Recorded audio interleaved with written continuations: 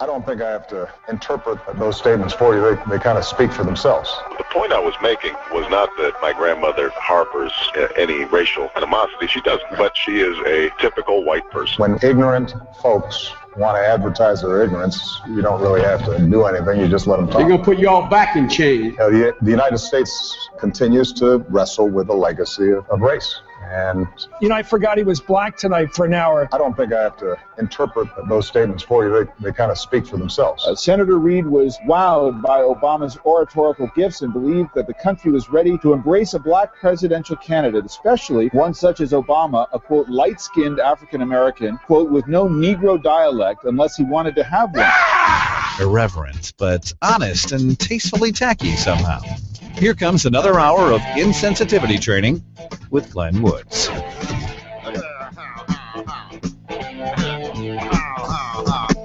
So I'm really interested in the number of people who will question what I'm saying, which is good that you question, and then not believe me when I hand them the evidence. Here we go.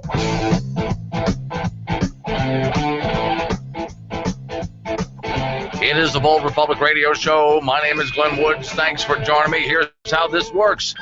Phone number. Get in on the action, 307-363-4093. That's 307-363-4093. And, of course, as always, pretty much everything I talk about and a whole lot more, you'll find it on my website, which is boldrepublic.com. So here's the argument that I've been having over the past couple of hours online with some people. And it kind of concerns me that there are people out there who, even when I lay the evidence in front of them, still don't want to hear it.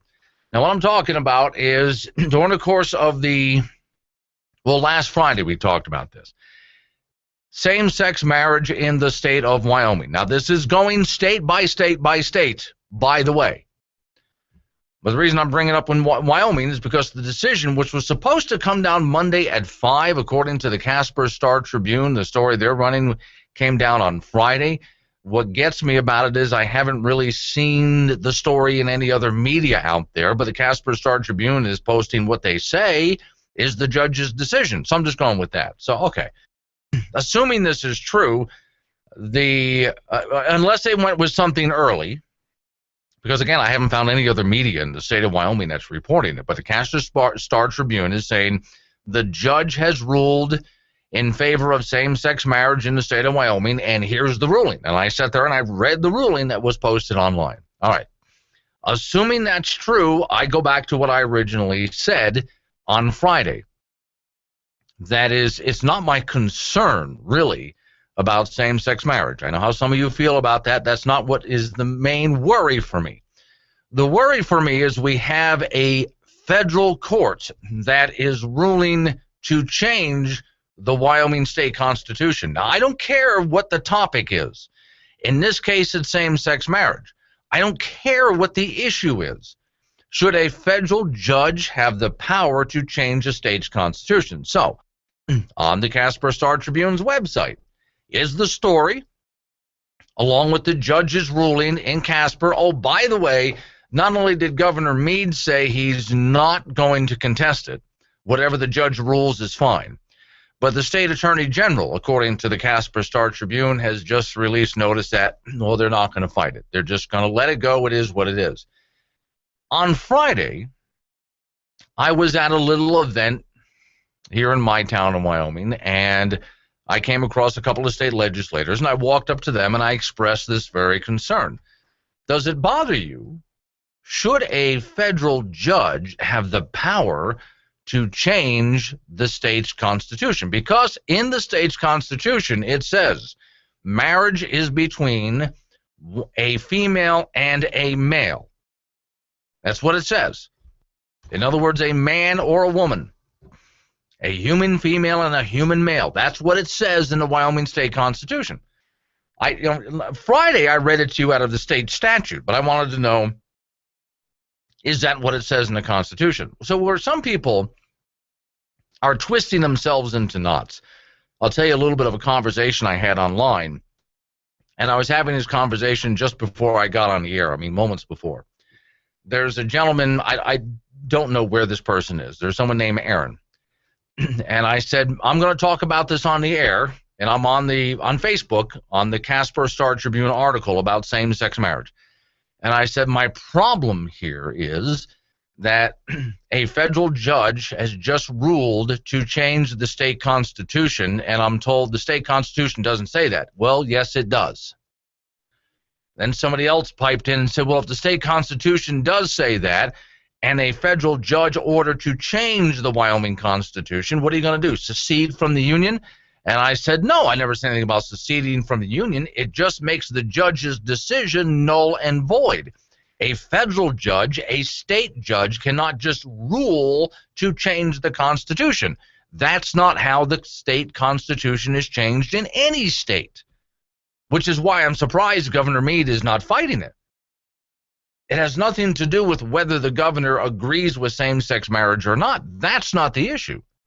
A federal judge just changed our Constitution. So, okay, Aaron responds by saying, well, sorry, here's the state constitution, sends me a link to it. Show me where that is. So I did. I cut the words out and I put it there. And then I sent back exactly where a link to exactly where it is. So Aaron can read it for himself. Fact of the matter is, it does say in the Wyoming Constitution, from what I was reading, unless I had a bad link somewhere, that it was between a man and a woman. So my concern is, do we allow a federal judge to change the state's constitution? That's what bothers me. Okay, so from here, I'd like to see what the state legislator, who's supposed to be, they've got a couple of months before they are in session. So I'm going to be really interested to see what the state legislators do about this if the governor is not going to appeal it. Now, for those of you who are interested in, well, when does same-sex marriage actually become legal under this judge's ruling, which I can't see how it's legal, that would be Tuesday. That would be tomorrow. So on Tuesday, if the Casper Star Tribune is reporting it correctly, that would mean on Tuesday, same-sex couples in the state of Wyoming can now go and get a marriage license. Okay, I would like to see this fought. It has nothing to do with my opinion on marriage. That's not what I'm arguing here. I don't want a federal judge coming into the state of Wyoming and changing our laws and changing our Constitution. Now, there is something when we talk about statute, when we talk about law. There are certain rights that you have as an American citizen, which you have everywhere in every state, and a state is not allowed to write a law that would, let's say, not permit you access to your rights. Does that make sense to you? Okay. There are certain things that are just every American, no matter where you are within American territory, these are your rights. No laws can be written against it. So what do you do then if states in the state constitution have, and we're not the only one, say that a marriage is between a man and a woman? All right, now I want to read something that was posted by Dan, who's in the other office over there. From Reuters News, same-sex marriages can begin in Wyoming on Tuesday, so this is not from Casper Star Tribune, this is from Reuters. After the state files a formal notice that it will not appeal the judges, and by the way, that has happened. So in the state of Wyoming, the Attorney General has filed that. We're not going to appeal it, therefore. Quote, after reviewing the law and the judge's decision that binding precedent requires recognition of same-sex marriage, I have concluded that further legal procedures result in delay, but not a different result, the Wyoming Attorney General said. Now, here's what I have a problem with the Wyoming Attorney General on that. He's talking about law and legal precedent. Well, Mr. Attorney General, I would like to know, what about the Wyoming State Constitution? Because the state constitution is clear. So are you going to allow a federal judge to alter our Constitution? I don't care what the topic is. I don't care if we're talking same-sex marriage or anything else. You just allowed a federal judge to change our state constitution, and that's not supposed to be the way it's done. So what about that? Well, U.S. District Judge Scott, I cannot pronounce his last name, struck down Wyoming's same-sex marriage ban Friday, finding it, and I'm reading from a Reuters news story, that it violated U.S. Constitution, but stayed his ruling until Thursday or sooner, and it goes into the detail about when all this takes effect. He said that the nuptials can begin immediately after the state files formal notice, again, which has already happened. Laramie County Clerk will be required to provide marriage licenses for otherwise qualified individuals regarding to whether the applicants are same-sex couple or not, although clerks in other Wyoming counties are not parties to the current litigation. The Attorney General office anticipate that marriage licenses will also be available to same-sex couples in these counties as well. Wyoming Governor Matt Mead, a Republican, it says here, said that while the decision went against his personal beliefs, the state would not take up the appeal as such effort would likely not succeed, is what he said, and that was about an hour ago when he said that. And then, Dan, I have read the full ruling just before I got on the air here. I was reading the entire ruling in detail. But let's go back to what the state constitution says. One man and one woman. I don't understand why they don't fight that. I really don't. Here's the Attorney General. Attorney General will file notice not appealing the same-sex marriage ban. Wyoming Attorney General announced the state will file notice that it will not appeal the federal order striking down same-sex marriage ban at 10 a.m. Tuesday. So as of 10 a.m. Tuesday, if you wanted to go to get a marriage license, if you're a same-sex couple, you'll be allowed to do that unless, and this is not going to happen, it looks like, someone over at the Capitol stops and says, wait a minute now, are we allowing a federal judge to change our Constitution? This goes back to the conversation I was having online just before I got on air. Sorry, it doesn't say that. Here's the Wyoming Constitution. Show me where it says that. Right here, I said. A male and a female. Okay, so now it should be left up to the people of the state of Wyoming to figure out where we want to go. Now, on that note, let me clarify something else that happened. Oh, and let me also tell you where the lawsuit came from. I explained this on Friday, I know, but not everybody gets to hear every day's show. So where this whole lawsuit came from was Wyoming's Constitution had a loophole that the writers of the state Constitution never saw. They never imagined this would happen. The loophole was our Constitution says that we will honor marriage licenses from other states. Well, at the time, only men and women could get married. Well, then, the state of Massachusetts made it legal. So that means you can go to Massachusetts if you're a same-sex couple and get married and then come back to Wyoming with that license, and the Wyoming Constitution says we are going to honor that. Well, so the state legislator gets busy closing that loophole. That's where the whole thing got started. Now, on that note, there's another story that comes into play here. I've been thinking about this one during the course of the weekend because I saw this weekend here. So what happens if, let's say, you're someone who performs weddings? You're a minister, you perform weddings. Have you heard about this yet? It happened in the state of Idaho. And the court rules, hey, you have to allow everybody to get married at your chapel. You're not allowed to just marry men and women. You have to marry same-sex couples as well.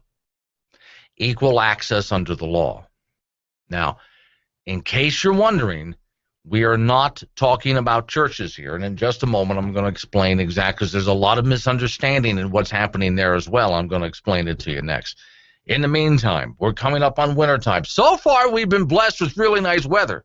As we get into wintertime, think about it, people. You're going to need winter gear, as in vehicles that can get you around in the snow.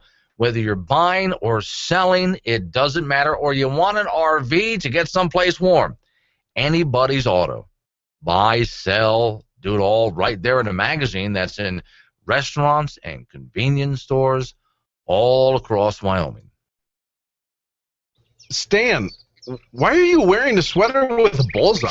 Because it's hunting season. Right, so... And there are hunters everywhere. Okay, but why the bullseye? Well, if everyone's been shopping at Rocky Mountain Discount Sports... Oh, right, that's bad. The way I figure it, we don't stand a chance. Oh, good point. We don't stand a chance. Might as well give them a clean shot. With everything you need for hunting season, Rocky Mountain Discount Sports, with locations in Casper, Gillette, Riverton, Sheridan, and Cody, Wyoming.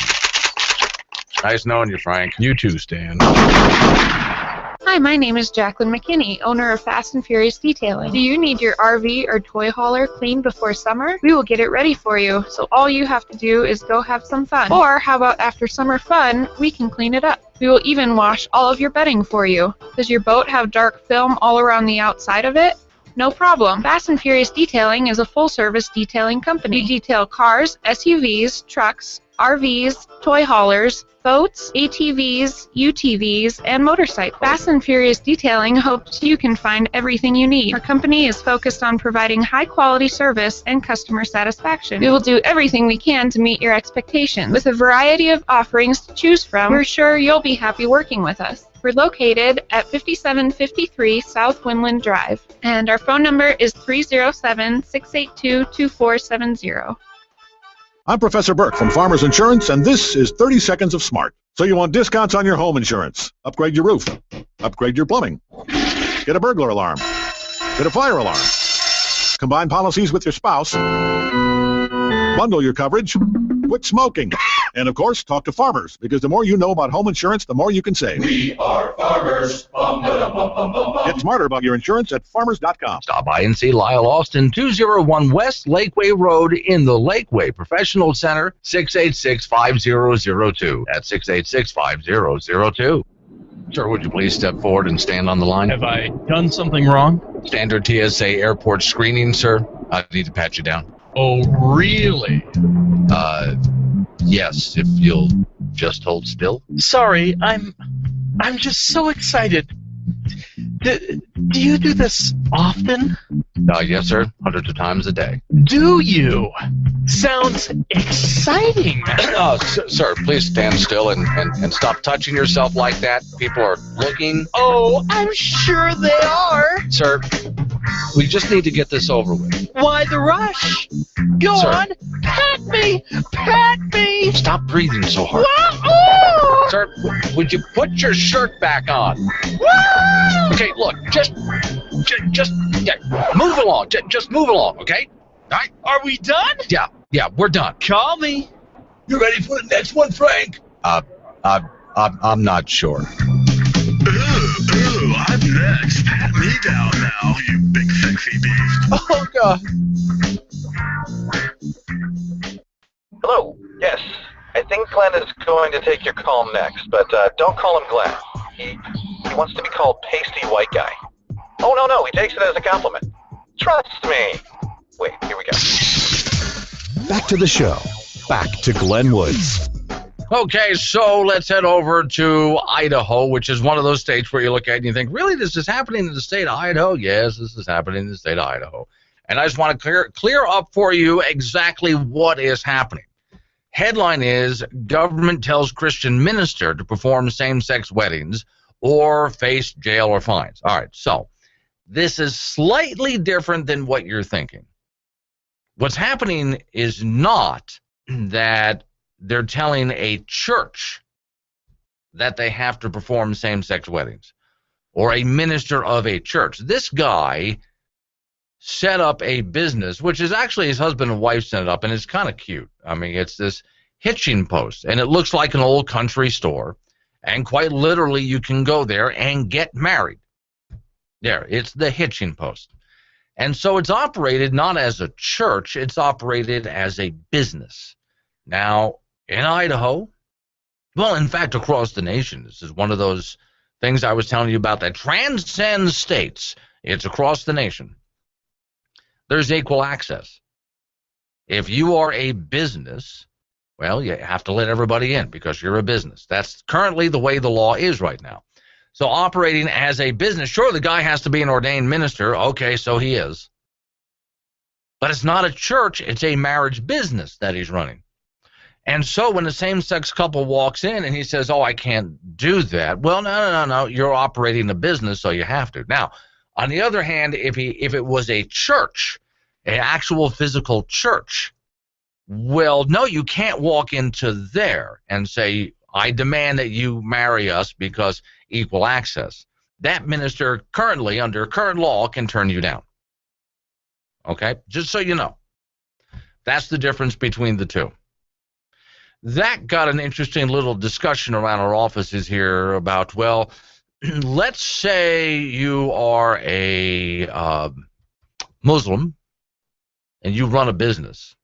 Let's say you're a Muslim butcher. And somebody walks in with a pig and says, butcher my pig.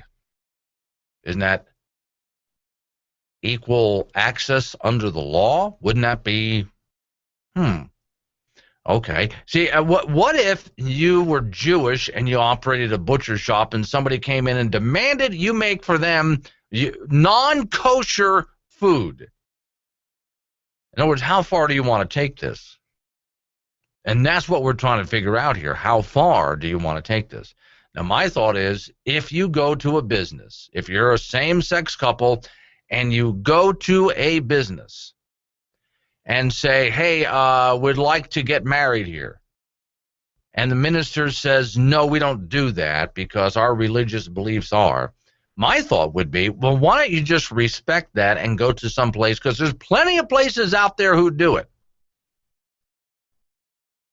I think of the same thing when I think about the bakers out there who do wedding cakes. I'm sorry, we don't do wedding cakes for same-sex couples. That to me is no different than a Jewish, well, anyone who produces Jewish food that only produces kosher food. I'm sorry, that's all we do. We only do kosher because we're Jewish. Well, that's their religious belief. Let them have that. There's plenty of places out there where you can get the other stuff. You don't always have to burden people and force people to live the way you want them to live.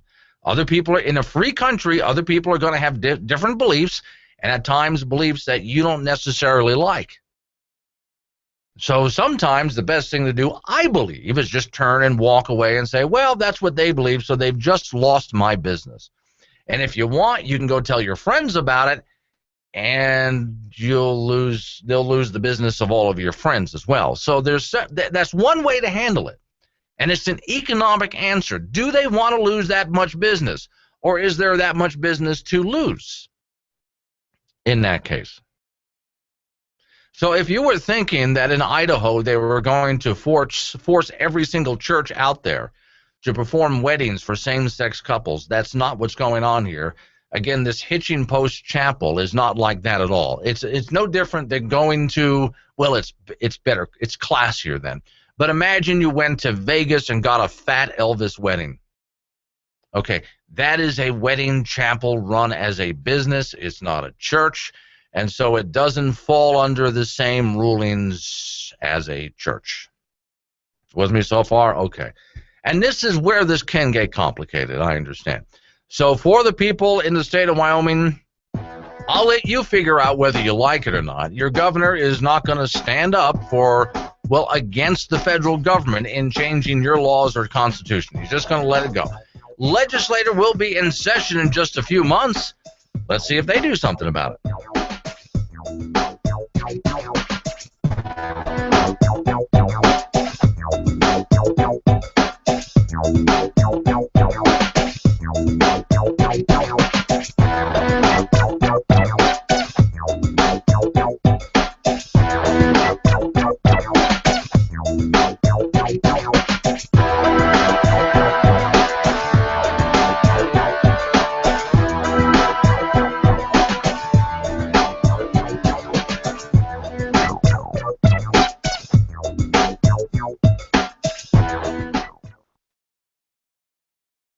I'm sure many of you have heard about Ebola in the news. There's really no way you couldn't. But one of the things I want to talk about is the fact that the Democratic Party and Democratic-leaning organizations, pretty much within the first week of people getting infected with Ebola, said Republicans are to blame for there not being an Ebola vaccine. And Republicans are to blame for budget cuts in the CDC and the NIH.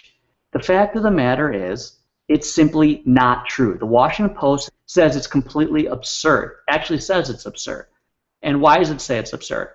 Well, the fact is that when George W. Bush came in office in 2000, the Infectious Disease Center that deals with Ebola vaccines was at 1.8 billion dollars. And it increased over a 4-year period to about 4-point-something billion dollars, or around $4 billion. So that was an increase done by Republicans. Since that time, it's more or less plateaued out. But the NIH has had $30 billion to work with. And not only that, there are some years when the Republicans, in fact 2013, wanted more to the NIH and the CDC than President Obama's White House did. So the argument that the GOP are responsible for cuts that led to a lack of Ebola vaccine is simply not true. And when Francis Collins of the NIH says, oh, we would have had this cure if we didn't have more funding, I sort of look at a $30 billion budget and then increases in the budget, and some years it increases, some year it decreases, and there really hasn't been major cuts if you look at inflation. The fact is that you have to look at priorities. And so what people have been doing over the last couple of days is that they've been looking at many examples of waste. And plus or minus $100,000, it costs about $500,000 for a lot of these programs or studies, if you can call it that are pretty objectively not more important than coming up with the Ebola vaccine. For example, they're having the elderly watch Seinfeld. They're looking at studies of married couples, and they're finding out that if women, I guess, calm down in relationships, the marriage will be better. Now, why are the NIH funding these things over Ebola if they say, look, if we would have had more funding, we would have been able to cure an Ebola vaccine? They're spending hundreds of thousands of dollars on origami condoms. Again, these are things that, again, some people might say, oh, we need to spend money on some of this, but if we're arguing that we don't have enough money for Ebola vaccines and cures for Ebola, maybe that should be at the top of the list. They were doing studies on why lesbians are fatter than gay counterparts, male counterparts. Again, whether or not this is valid as a form of study, let's put that aside for a second and just say, in terms of our priorities, it's not more important than looking at Ebola cures. So if we have a $30 billion budget, let's say that we should put our money to things that are important, like trying to cure Alzheimer's or looking for vaccines for Ebola, but not looking at stuff like that. They did a study on that chimpanzees that end up throwing their poop more, again, hundreds of thousands of dollars on these programs, that throw their poop more end up being more social. Again, you might argue that, well, we might learn something really important about this in terms of linguistics with human beings, or there might be something discovered from this. But again, if we have to get our priorities straight, it's pretty clear that this is not on the top of our priorities. So overall, with a $30 billion budget, you should be able to prioritize so you can set aside enough money so you have all the resources you need to find a vaccine for Ebola, especially when you're spending money on people watching Seinfeld and other things that are, pretty clearly less important. And if Republicans are increasing in the budget funding many years, you can't put out ads.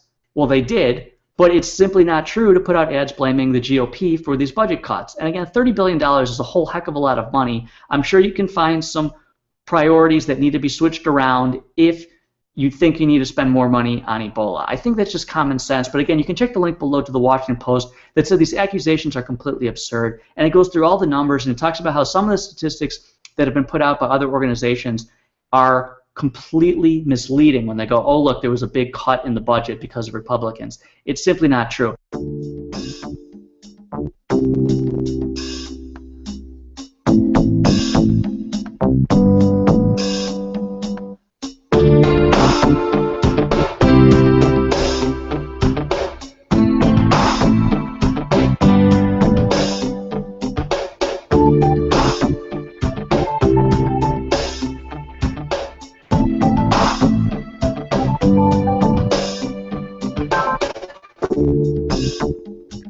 It's the Bold Republic Radio Show for a Monday, and early in the show, I'm going to go ahead and say you can now change the subject. If you want to interrupt me, talk about whatever you want to talk about, that's fine, because there's a lot to cover in a short period of time.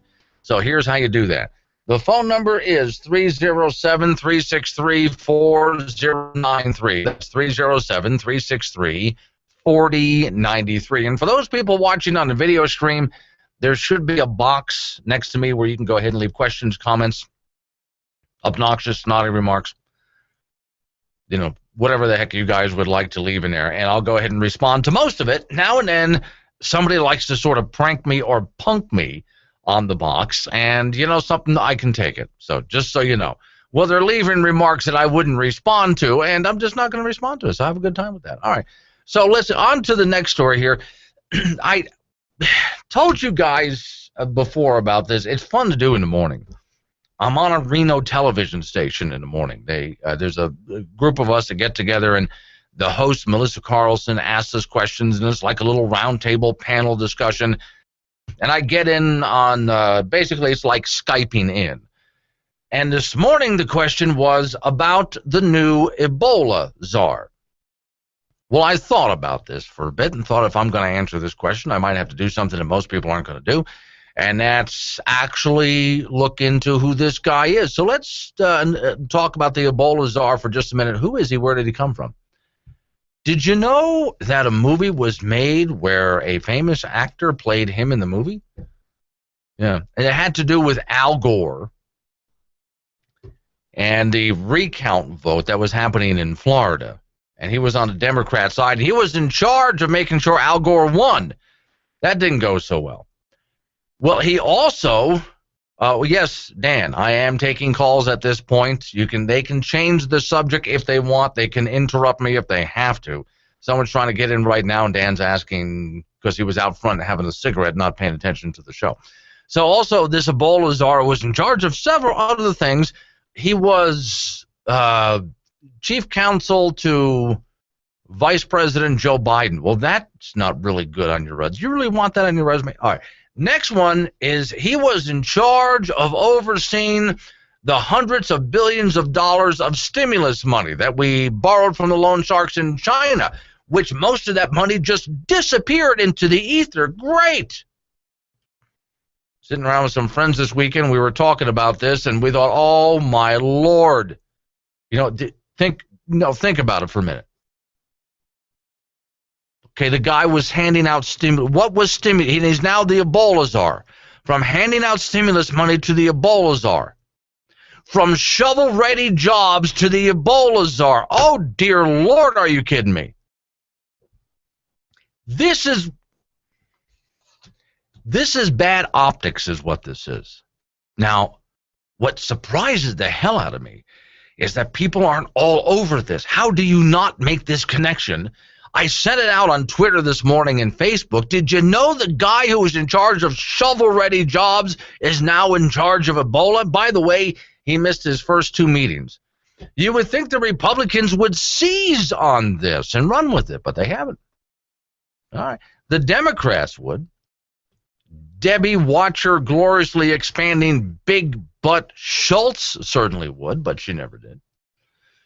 DJ writes in, imagine, if you will, that Bush appointee Scooter Libby. Yes, Bush actually appointed a guy named Scooter. Scooter Libby to be Katrina's czar. Oh, for the love of Pete. All right. The guy who was in charge of the stimulus money, shovel-ready jobs, is now in charge of the Ebola virus. Bring out today. Here's one. Ninepence. I'm not dead. What? Nothing. Here's your ninepence. I'm not dead. Here. He says he's not dead. Yes, he is. I'm not. He isn't? Well, he will be soon. He's very ill. I'm getting better. No, you're not. You'll be stone dead in a moment. Oh, I can't take him like that. It's against regulation. I don't want to go on the car. Oh, don't be such a baby. I can't take him. I feel fine. Well, do us a favour. I can't. Well, can you hang around a couple of minutes? He won't be long. No, I've got to go to Robinson's. I've lost 9 today. Well, when's your next run? Thursday. You think I'll go for a walk? You're not fooling anyone, you know. Look, isn't there something you can do? I feel happy. I feel happy. Oh, thanks very much. That's all. What do opal and pink tourmaline have in common? This is Bruce at Marshall Jewelry and Gillette. Opal and pink tourmaline alternate as the birthstone for October. Opal was revered by the Romans as the symbol of purity and love. The opal with its wonderful reds, blues, and greens is one of my personal favorites. The more vivid the colors, the more valuable the opal is. Do you know the difference between white, crystal, and boulder opal? If not, be sure to ask so we can explain. We have some beautiful opal necklaces that start at only $129. Marshall Jewelry, where she'll love it, guaranteed. Daydreaming, son! It's time to get prepared! Time to get off your sofa and run yourself down to Surplus Unlimited in the Gun Traders building. Oh, mark! 1, 2, 3, 4. 1, 2, 3, 4. Civilian soldier, they got everything you could need. That's right, the Surplus is unlimited. Surplus Unlimited ammo for babies and adults. That's right, babies need camo too. 10 different styles of camo. Oh, don't you look pretty? 550 cord, numerous colors, wool blankets, boots, hats, gloves, coats, shirts, tactical vests and belts, camping supplies, high-quality army cots, and that hard-to-find P38 can opener. Save time, save money. Surplus Unlimited in the Gun Traders building. 801 Carlisle on the Douglas Highway across from the fishing lake. Gillette, Wyoming. A&B Business, a leader in office technology in Gillette, Wyoming, is looking for a qualified sales consultant. The person we're looking for needs to have a desire to build relationships and solve problems. So if you're good at working with new businesses and building accounts, we can start you with an excellent existing customer base. A&B Business, offering full benefits including 401k, company car, comprehensive training, and paid vacations. The right person can plan on making a six-figure income with just a few years experience. For more information, you can send your resume to greatcareers@abbusiness.com. greatcareers@abbusiness.com. Has this ever happened to you? You vote for a charismatic young politician only to be disappointed by his undelivered promises and hope to change. If you're like much of the American voting public, you surely have. Has your car been marred by an unsightly blemish? Has your property value decreased due to the regretful political statements on your neighbor's car? Are you tired of being embarrassed to drive through your own neighborhood? Hi, I'm Brad Stein, and I'd like to introduce you to a brand new product that can help you cleanse your car and your life from any regretful election day decision. Introducing the Obama Bumper Sticker Removal Kit. How does it work? Let me show you. Simply pull your car into a garage, empty warehouse, or otherwise inconspicuous area. Use the official BS scraper to remove the old BS from your car and replace it with a brand new bumper sticker. It's just that easy. Even works on a Prius. What about your friend, neighbor, or that hippie stepbrother who bought into that Obama BS? Don't make him live in shame. Anonymously send him a BS removal kit of his very own. The BS removal kit works on BS of all kinds. Hope and change. Change you can believe in. And oh so hard to get rid of Obama Biden BS. So rid your car and your life of Obama BS today. Only at bsremoval.com. The Obama Bumper Sticker Removal Kit does not get rid of higher taxes, mandatory health insurance, or high unemployment. Satisfaction is not guaranteed because, well, you've already proven that you don't make very good decisions. Do yourself a favor. Don't just listen to the show. See what Glenn's talking about at boldrepublic.com. There you can watch the show live on YouTube or download the show and listen to it later. Now let's get back in there. Here's Glenn Woods. All right, so back in we dive. Bold Republic is on radio. My name's Glenn Woods. Thanks for joining me. Phone number to get in on the action, what I'm talking about, or anything else you want to talk about. 307-363-4093. That's 307-363-4093. And it was always pretty much everything I'm talking about. And a whole lot more on my website is boldrepublic.com. So, okay, during the course of the weekend, I'm going to dive into the Ebola thing for just a second. Then I'm going to get away from it. There's so many other things to talk about. And every time, I don't have a TV, but I have to immerse myself in news every single day, which means I go looking at what the news networks are doing, the newspapers and so on, and it's all Ebola coverage all the time. And there's other issues out there that we need to take a look at besides this. But let me just nail this point home. I mentioned it on Friday, but let me run it home. So you are continuing to hear from those on the left that, well, if it wasn't for the Republicans, we would have an Ebola vaccine by now. Just because you dumped a bunch of money into something doesn't mean you'll have it by now. We'll start with that. First, and second, Bush raised funding for the CDC while he was in office. It was President Obama his idea was the sequester. So every time you hear the president griping about the sequester was his idea. And President Obama suggested cutting money to the CDC. It didn't happen. Funding for the CDC has gone up a little under the Obama administration. Overall, over the years, though, it hadn't gone up much, pretty much remained flat for the past few years. So would they have had money at the CDC to at least do some Ebola research if it was on their radar screen? Well, let's take a look at a list here of about $39 million spent. Let's see. Remember I told you about this story some time ago? Okay, millions of dollars was spent to find out why lesbians are fat. That was actually, don't look at me that way. I'm not trying to shock anyone. The agency spent $2,873,440 to find out why lesbians were obese and $466,000 on why fat girls have a tough time getting dates. Another $2,075,000 was spent on encouraging old people to join choirs. Millions from the Center for Disease Control have gone. So love what you're going. You need this money, don't you? Wouldn't this money be better in your pocket? Have gone to text message interventions, including a study where researchers sent texts to drunks at bars to try to get them to stop drinking. The project received an additional grant this year for $674,000. Let's see. Also, they texting older African Americans with $378,000 worth of your money having to do with HIV in Africa as well, sending that text messages to people in Africa for the same reason. Let's see. Research on obesity, spending over $2 million on wearable insoles and buttons that can track a person's weight, and $374,000 to put fruit and vegetable puppet shows on for preschoolers. A restaurant invention developed for the children's menu cost $275,000 and $430,000 for mother-daughter dancing outreach to fight obesity. Let's see. Sexual minorities have received a substantial amount from the CDC. The agency now has spent about $105,000 following lesbian, gay, and bi and transsexual Canadians around Toronto to study their community experiences. Total for the project on why homosexual men get syphilis in Peru, $692,000. Let's see. They also concerned about invisible sexual minority with, I don't even know what that is. Okay, millions went to develop origami condoms. How do you wear an origami condom? Over almost $2.5 million for that. How trans women use Facebook.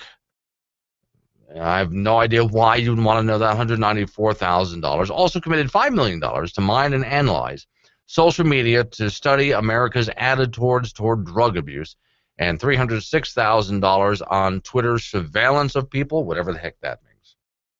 All right. So they did not have enough money to work on an Ebola virus, and apparently, that's all the Republicans' fault, right? Sure it is.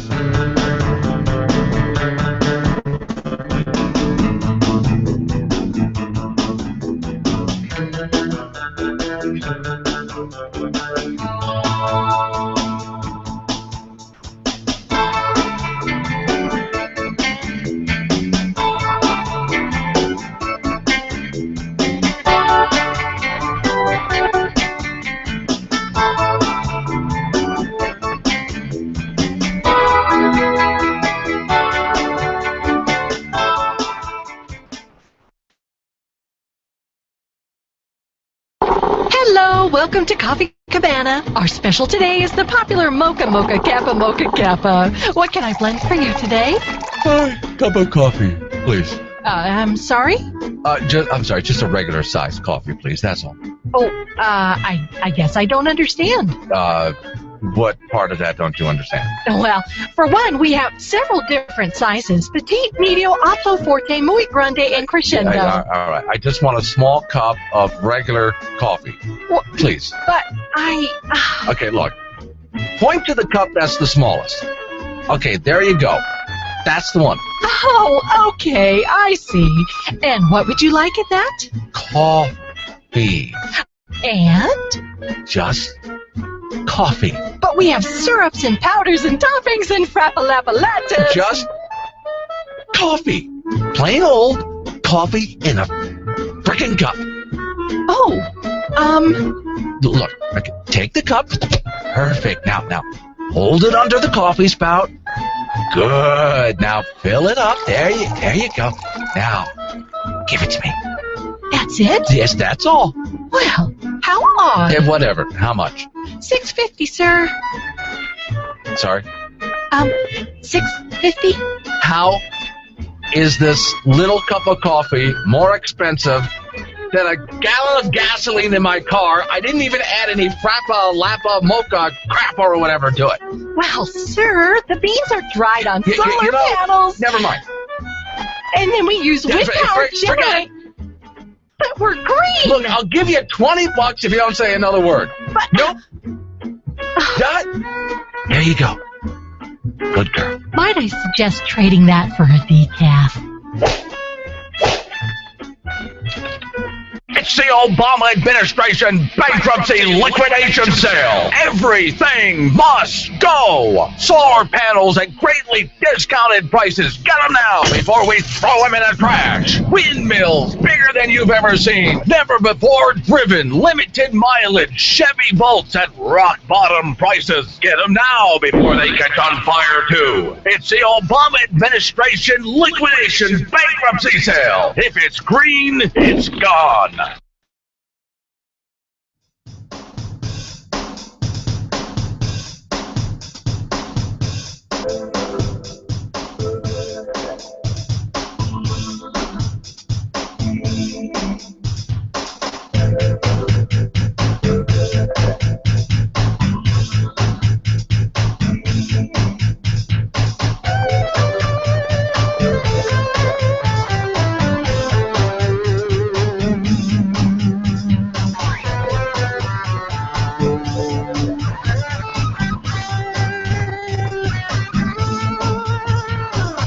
All right, so back in we go. Bold Republic is on the radio. My name is Glenn Woods. Thanks for joining me.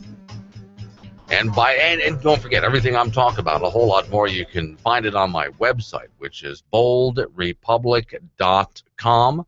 And that includes archives of the old show. This is important to us in the western states.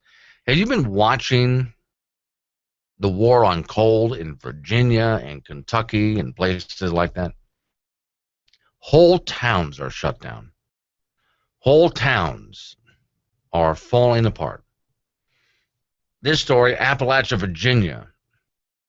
Roger Whited doesn't have to think back far to remember when Main Street was alive, bustling, reads the story. Offices teeming, sidewalks teeming, traffic jams. Now the town looks like a ghost town.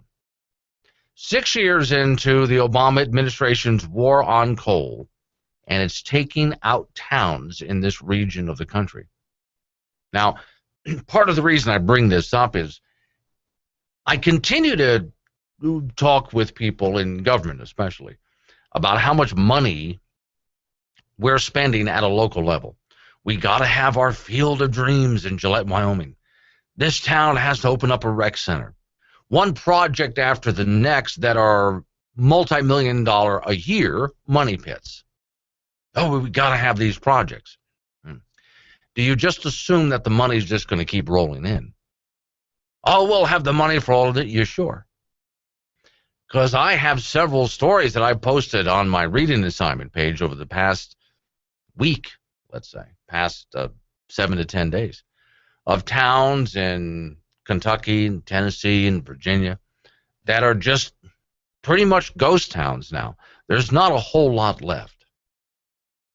I hate to depress you guys. I mean, you're just starting on a Monday. You're just getting to work. But the reality of it is the war on coal has taken a toll on, and some of these places, by the way, vote Democrat. Now, I wonder if they'll continue to vote Democrat. Why they ever voted Democrat in the first place, the best I can figure is because they're Dixiecrats. I mean, I remember I told you I grew up in the South, and I spoke with a lot of people who would just, and I never understood this way of thinking, but my daddy was a Democrat, and my daddy's daddy was a Democrat, and my daddy's daddy was a Democrat, so I'm a Democrat. Okay, so you're just going to go ahead and vote party lines. You're just going to vote Democrat.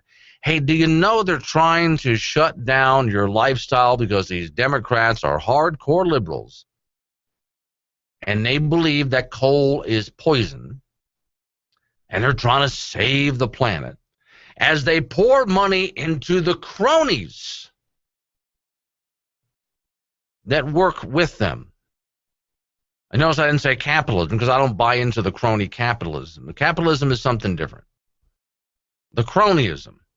Well, let's get those wind turbines up and the green energy. And so, meantime, we have to shut down the coal-fired power plants.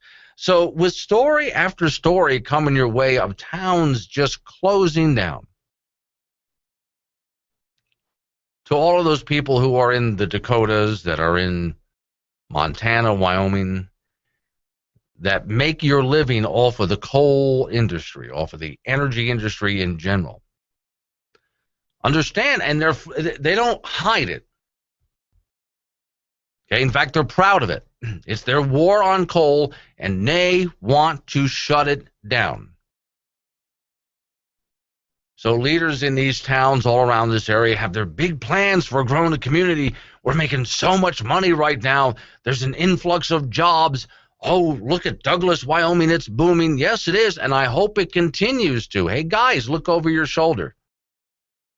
There's a group out there called the EPA, and it's now run by environmental extremists. And there's other groups out there as well. These are federal government agencies that are run by environmental extremists. They used to just get out there and protest. They don't get out there and protest anymore. Now they're part of the bureaucracy. And so they're shutting down the way of life and what brings in the money for these communities, for these states. So while I'm all for riding the boom as best we can, but let's not build things in our communities that are enormous money pits and assume that the jobs are just going to continue to be there, considering the ongoing war on coal, or for that matter, war on energy. We just can't continue to assume that the money's just going to be there for us when they're doing everything they can to shut this way of life down. Now, here, I'll throw a little bit of optimism in for you. I'm not a defeatist at all, by any means. Never have been. So let's say, I'll just go out on a limb here. Let's say the Obama administration were able to come in and shut down coal in Wyoming, Montana. Just shut it down, okay? Well, that doesn't mean it's over forever. You can shut down the mine, but you can also restart the mine. The coal's still underground. You just got to get back to work. So it's not to say we can't run these people off and save this. But before you go building all of your expensive city projects, look over your shoulder and be careful. I would actually spend more money fighting the war on coal than I would building a field of dreams in some town.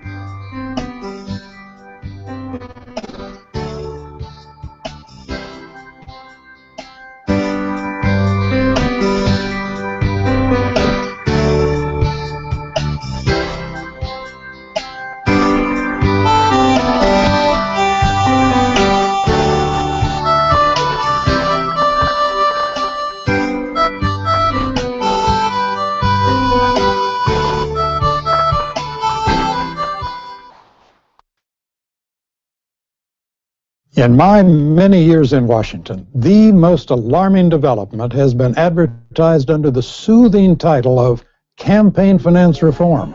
We Americans are disposed to think that the word reform is a synonym for improvement. But what is called campaign finance reform is nothing less than a frontal assault on the first, the most fundamental of our freedoms, the freedom to speak our minds and to participate in politics.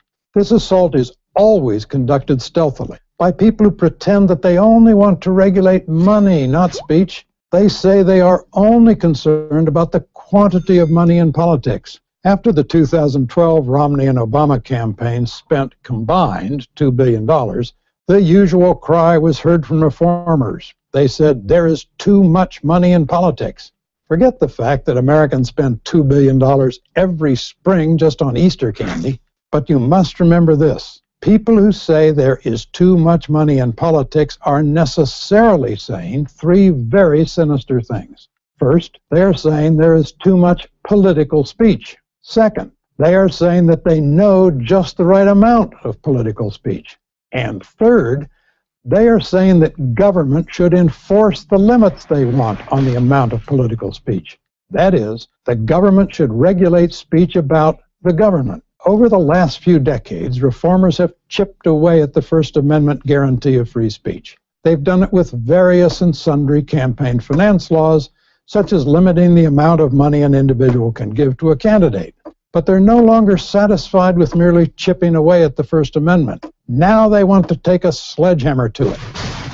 They admit that what they want, to restrict free speech, is incompatible with the Constitution. So, for the first time in American history, reformers, calling themselves progressives, are proposing to change the First Amendment in order to empower Congress to decide the quantity, content, and timing of political speech. And who would benefit from the speech-restricting rules Congress would write?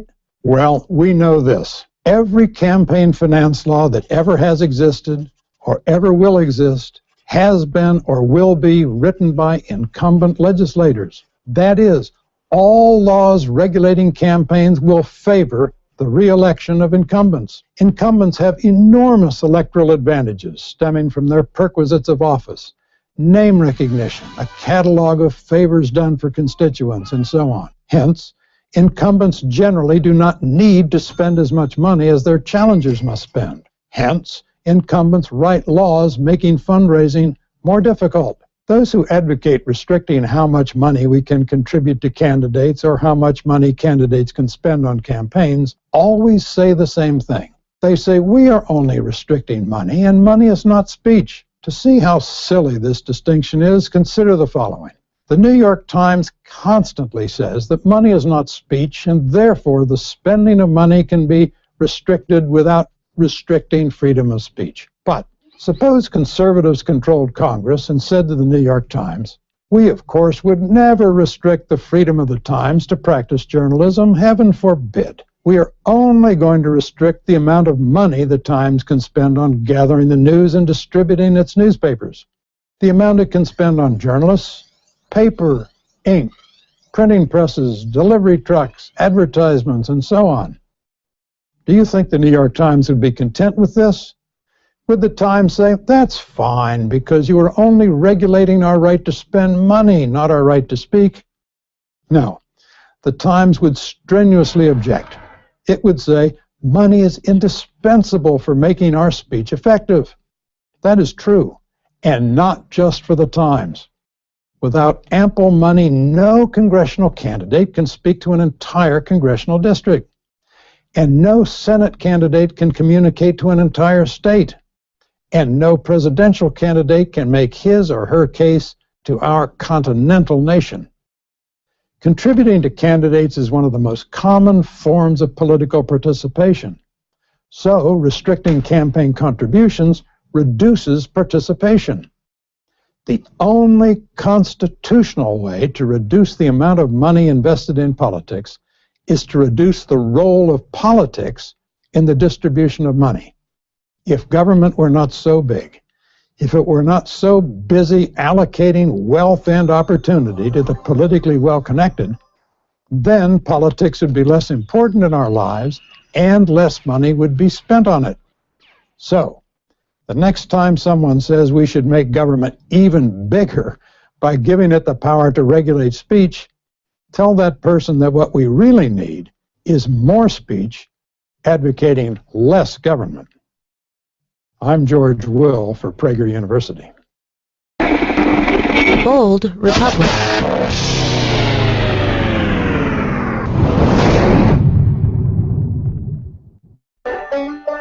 You cannot go to a 7-Eleven or a Dunkin' Donuts unless you have a slight Indian accent.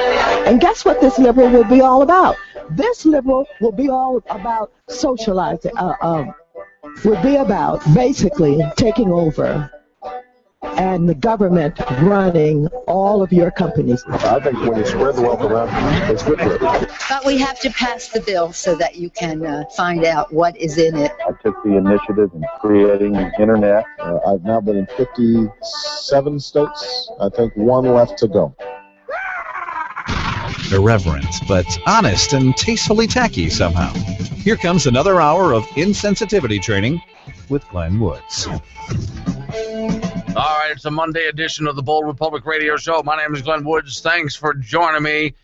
307-363-4093 is the number to call and get in on the program. That's 307-363-4093. So, okay, another story that I was watching this morning, and I thought, you know, there's a lot of ways we can look at this. And I'm not going to take it overboard like some people are. But it seems that the President of the United States went to campaign for somebody else, says, well, it is that campaign season. And while he was speaking in front of the crowd, and this is mostly a black crowd, this is not a bunch of white people in some all-white cracker town. I can say that I was raised in the South. No, this was a largely black audience, and people just started getting up and leaving the room. And as I'm watching this, I'm thinking, you know, Mr. President, the thrill is gone. The thrill is gone. Oh, I'm sorry about that, Mr. President. I know it's tough when that happens. The thrill is gone, baby. You guys were so close at one time. The thrill is gone. They used to faint when you walked into the room, Mr. President, but now they get up and leave. You know you done me wrong, baby. Oh, it's sad. And you'll be sorry someday. All right, here's the story, and I would bet, and I'll just give you my basic assessment of it. I just guarantee you that there's other hosts out there going overboard on this. I'm not going to do that. Here's the story. Reuters News. President Barack Obama made a rare appearance on the campaign trail Sunday. Why rare? Because most of the people running for office right now, even though they're Democrats, are not asking for the president to show up and stump for them. In fact, over the weekend, a third Democrat refused to answer the question about whether she ever voted for Obama or not. She just said, I voted for the Democrat Party. She refused to go any further than that. All right, so anyway, he went to Maryland. Early departures of crowd members while he spoke underscored his, it says here, continuing unpopularity. And it talks about his low approval ratings and so on. So why did they show up at all in the first place? Here's my thought on this. Oh, wait, before I get into the story, just a real quick note here. Dan is up in the front office. For those people watching by video now, I'm sorry for everybody to put this on hold, but I got to tell you this. For those watching on video right now, you see all the spiders that are behind me? Okay, and for those listening on the radio, it's like a studio set in here. There's a bookshelf back there, and Dan has been decorating for Halloween. There's a lot of fake spider webs and big spiders all over the place. It's really creepy looking. Dan, right in front of me right now is a real spider climbing down the wall. And it looks a lot like the spiders that you have hanging back there. Not that big. Not like the one found in South America that's the size of a small puppy. But there's an actual real live spider crawling down the wall. Now, everybody will just hold on for just a moment here. For those watching on camera, I have the shoe in my hand. Hang on. Okay. Shoe back on. There is now a dead spider stuck to the carpeted wall. I feel like I can go on now. I don't mind all the fake guys behind me, but when I'm trying to talk to you guys, and there's a actual spider crawling down the wall right in front of me, at least you didn't come down on a web strand or something like that. Okay, so here is my thought on why these people left so early while the president was speaking. I remember, and you guys probably remember this too, while the president was campaigning, what was he talking about? Hope and change. Here comes Dan in to clean it up. Right over here, Dan. It's right up there, yeah. Hope and change. And remember the woman who said, got it? Yeah, a little bit of a smudge there. Dan coming around to dump the spider out of the, and that would be the cleaning crew. There you go, Dan. He knows how to handle a dead spider. The live one, he wouldn't have come in the room, but the dead one, he would have been just fine. So the president's talking about hope and change, and that woman in the audience saying, I won't have to worry about paying my electric bill anymore. I won't have to worry about my mortgage. If I take care of him, he'll take care of me.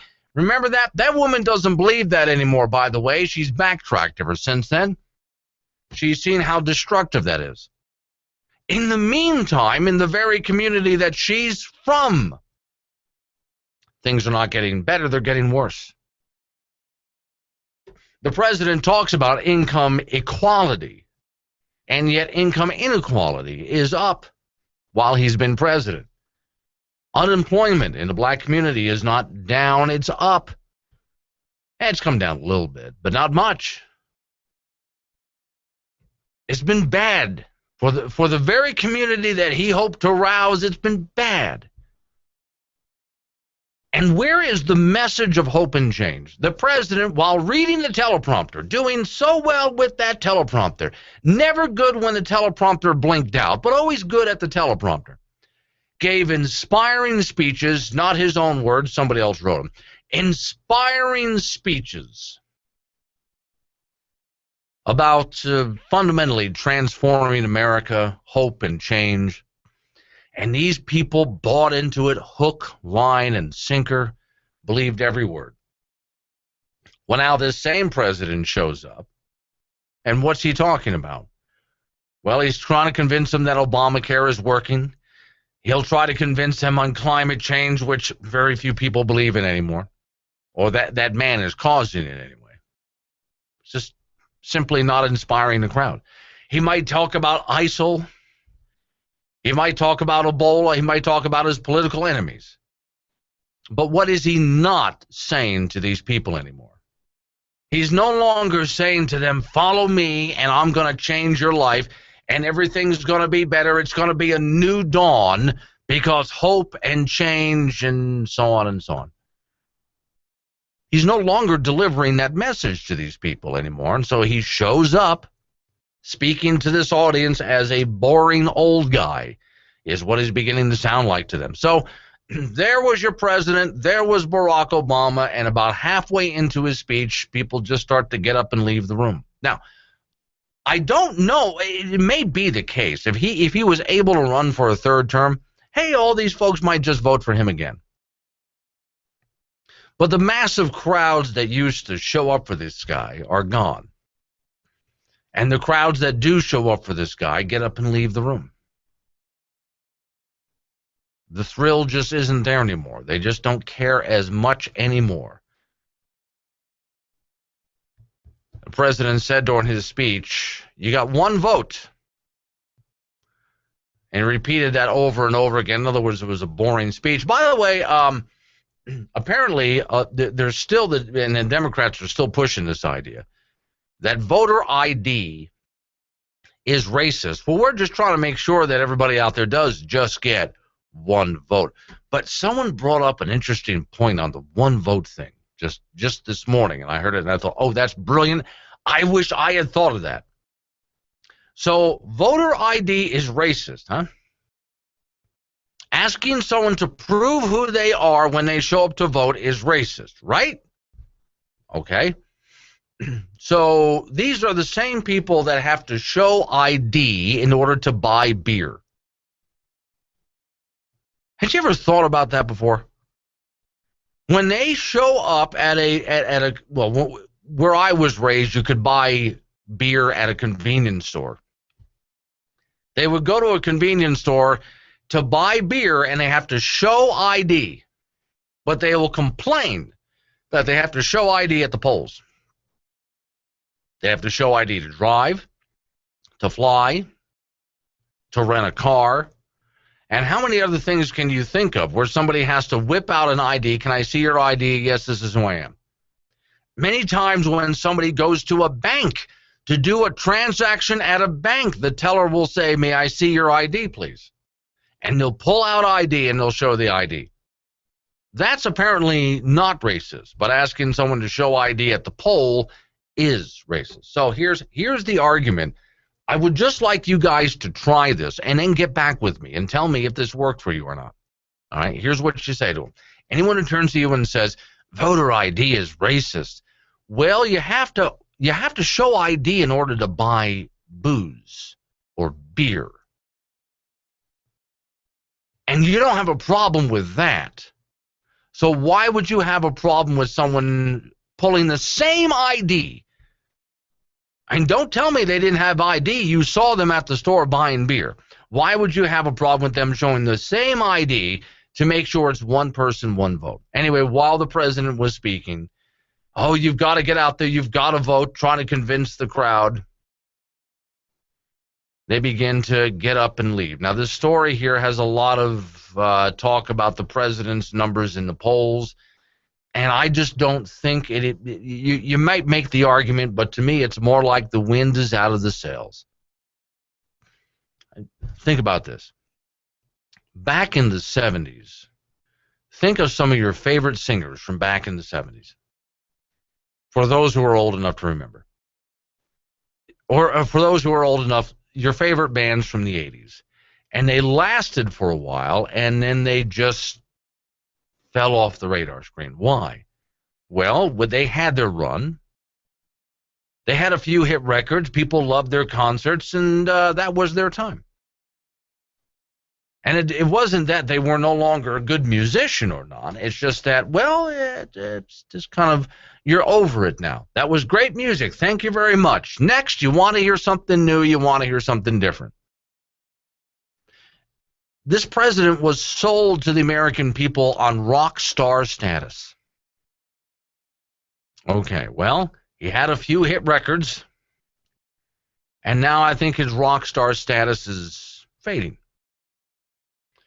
And so a crowd will show up to see him, just like if right now, in the town that I'm in here, Willie Nelson showed up in concert, and a lot of people said the only reason they went to see Willie Nelson, they didn't think it was going to be much of a concert, and it really wasn't, they said.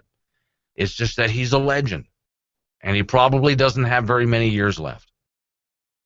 So maybe people are just showing up to see Obama speak because, well, there you go. There's Barack Obama. Okay, we saw him. So who's hungry? You want to go for takeout? Who wants to, McDonald's, Chinese? The thrill is gone away.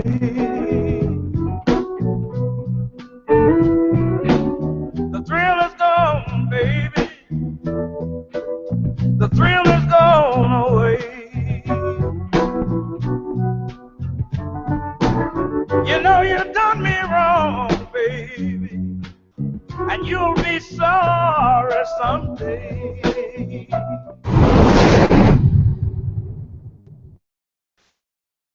Wyoming citizens, I come to call your attention to a matter of utmost importance and urgency that will affect each of us.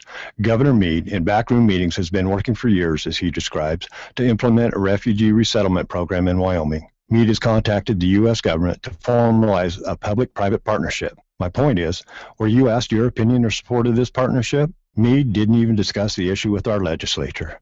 This program introduces incompatible cultures within our own.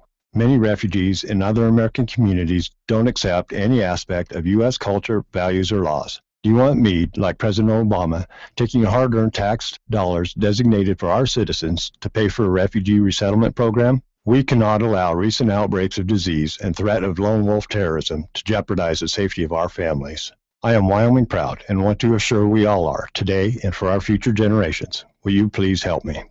Paid for by Citizens Protecting Wyoming. You could either spend $100 getting your phone fixed, or you could go ahead and spend $400 to replace it. At Selectel Wireless in Gillette, we fix phones. Most generally, what breaks is the digitizer or the LCD. This is from being dropped, being smashed, thrown against the wall. No, seriously, 9 times out of 10, people throw their phones. Well, we can fix that too. Save money, fix it, don't replace it. Come see us at Selectel Wireless, next to Office Depot in Gillette, Wyoming. But if you do need a new phone, we have those too. So what's the matter, Senator? Flushing all that taxpayer money down the toilet, clogging up the drain again? And how? And nothing works when the money don't flow. And I bet flushing all that Chinese money really clogs the pipes. Oh, with interest. Yeah, Chinese money's the worst. Well, Senator, to keep that money flowing, why not try this new pipe cleaner? It's called Debt Bomb. Debt bomb? Yes, Debt Bomb, Senator. With all the pressure building up in the pipes from all that money you're flushing down the toilet, well, there's just simply no flow. You need something to clear the clog. But don't worry, the pressure will eventually build up that you can just shove Debt Bomb into the toilet and everything blows sky high. Yee! Oh, look at it go. Why, there's nothing left. No, Senator, there's nothing. No economy, no country, nothing. Well, you say that like it's a bad thing. Endorsed by governments worldwide. It's inevitable. Debt Bomb. Ah, yes. Football season. You could watch the game at home, but then you'd have to get up to get a beer. Honey, hey, can you get me a beer? And your best friend is certainly no help. You could invite your friends over, but then you'd have to clean up after them. So forget home. This football season, head down to Jack's Liquor, your adult daycare center. They have the snacks, they have the drinks, and they'll bring it to you. All your friends are there, and you don't have to clean up after them. $3 bottles of 16-ounce Bud or Bud Light during the football game. All season long. Jack's Liquor and Bar, your adult daycare center. 302 East 2nd Street, Gillette, Wyoming, across from Napa Auto Parts. So apparently it's Monday Night Football tonight. Don't ask me who's playing. I'm not a sports fan. But look, can you turn to your spouse and say, hey, go make some pizza for me and bring me some beer and I'll have another one. And, yeah, I'm going to go ahead and light up a cigarette here, too, and smoke away right in the middle of the living room. Can you do that at home? You probably can't do all of it at home. You can at Jack's Liquor tonight, Monday Night Football. All right, I think I got this. He makes it his business to know the government's business and how they're all up in your business so you can go about your business. Where was I going with this? Kind of lost track. Anywho, Glenn is back on the air now. Yep, there he is. Okay, so Governor Meade's not going to do anything, as I was saying just a little while ago. Not Governor Meade, not the Attorney General now, and so it looks like as of Tuesday, tomorrow, sometime after 10 o'clock is supposed to be the deadline, same-sex marriage will be legal in the state of Wyoming. My interest is the state legislature going to do anything about it? Are they well, they got a legislative session coming up. Is anybody going to introduce legislation to do anything about it? Or are they just going to let the federal government dictate to the state of Wyoming, which is what I have a problem with. All right. So while, of course, doing research for this, you're not going to believe this. While you're not going to believe this. While doing research for this, I come across this song.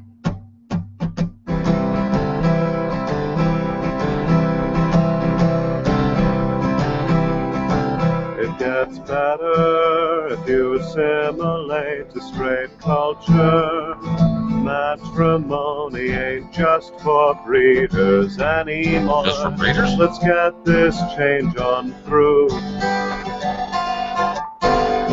Property contracts for everyone. That's what it is, a property contract. Straight, come on and join the fun. As long as you're monogamous, you're entitled to tax benefits. Well, that's really what it amounts to, isn't it? Contracts for everyone. Look, a marriage license really is just a property contract when you think about it. Ever thought about it that way? Well, that's how the state sees it under state law, any state for that matter. It's just a property contract, and if you get a divorce, How are you going to split up the stuff? That's what this is all about, I really. know some of you don't think that gay love is true, but nothing says love like legally getting half your stuff if we break up. Never thought of it that way. Property contracts for everyone, gay or straight, come on and join the fun. Make your love a legal reality, legitimize your sexuality. Property contracts for everyone. See, the reason I put, I'm sorry that I put you through it. I promise I'll never put you through that song ever again. Here's what I'll do, because this right now is sitting on the computer in front of me. I'm going to grab that song, and I'm going right over here to the recycle bin, and in it goes. It's gone. You ever read marriage contracts? Well, for that matter, your state constitution, the way it defines marriage. You ever read it? It defines it as a contract. It sees it as a legal contract, which is how this is being handled in court. Dan at the front office there thinks that breeders in that song was meant to be a slur toward straight people. Also, John's on the line. Hi, John. What you got? Hi, Glenn. How insecure are these people that they need the government to legitimize their love for each other? Okay. Now, what I want to know is how insecure is the governor of Wyoming that he won't stand up for Wyoming law? Well, there are about 8,000 different ways to answer that question that are critical of the governor if he wants to do many of the things he wants to do. Yeah. But I would say he's quite insecure that he can't take a hit from a small minority of people that want us to change our Constitution just to accommodate them. I mean, do you really need a piece of paper to say that you love each other and it has to be sanctioned by the government? Does this mean I'm now going to have them credential my religious beliefs, and if they won't, I feel insecure about it? You know, there's a lot of things that you have to get credentials for under government that you shouldn't have to get credentials for. I wonder why government is involved in marriage at all. I don't think they need to be. There you go. All right, John, thanks for calling in. 307-363-4093. That's 307-363-4093. I was sent an article. I've been saying this for quite a while, but Maureen Bader from Wyoming Liberty Group sent me an article that just agreed with everything I've been saying for years about marriage, which treats it as a contract. It's under contract law. And that's because when you get a divorce, you got to split your stuff up. So in order to split your stuff up, and if you can't decide with your spouse how things are going to be split, that's when you see a judge. You also want to put other things in your contract. Okay, let's say that you're going to get married, and you want to make sure that the person you're marrying is only going to marry you. They're not allowed to have other marriages, only one person, you and that one other person. You better put that in the contract. That's why it's considered contract law. That's how government sees it, under the guise of contract law, especially when it gets to the time of a breakup. And since about half of marriages end up in divorce, well, Scott Clem is on the phone. Hi, Scott. What you got for me? Hey, you know, this whole marriage thing, it's funny that you brought it up because I was just tuning into you. And this morning I was writing on Facebook and I thought, well, what if there could be a bill for Wyoming that would actually separate marriage and I guess you could say a civil contract, because that's what you're saying. Yeah. And that's how the state treats it as a civil contract. The thing is I mean, I'm fine with that. We have the right to property. We have the right to, you know, power of attorney. We can will our possessions over to somebody else, you know, we write a will and all that kind of stuff. And all of that is civil contracts, which anybody can partake in. Right. And my thought is you know, for those in the religious community, including myself, I believe that marriage is not I mean, I didn't get married. Wait, you know, do so me a favor. You got a lot of important things to say here, and I have what's called a hard break. Can you hang on for a few minutes? You got it. All right, don't move. Here we go.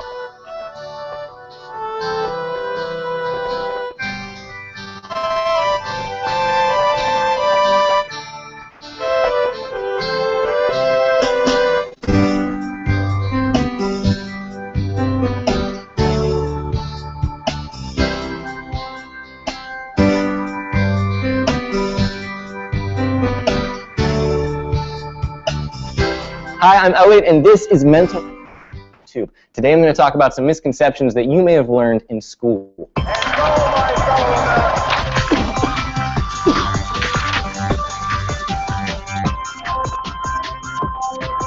Misconception number 1, there were 13 original colonies. Call it Mrs. Pumpernickel and demand a refund, okay? Because Delaware was the first state to ratify the Constitution, but it was never its own colony.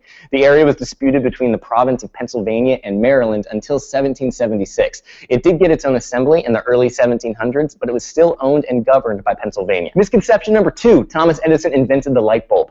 Many inventors contributed to what would eventually become the light bulb, including Humphrey Davy, Joseph Swan, and Charles Stern. But Edison did create an incandescent light bulb that would stay lit for multiple hours. He then patented it and successfully marketed it, which is why a lot of people give him credit for the invention. But why are we giving him credit when we could be giving a man named Humphrey Davy credit? Misconception number 3, toilet water flushes differently in different hemispheres because of the Coriolis effect. The direction of water going down a drain is not different in the northern and southern hemispheres. In fact, the direction is primarily affected by the shape of the toilet or the sink, and this has nothing to do with the Coriolis effect, which describes how objects that move on a rotating surface, like the Earth, deflect a bit in one direction.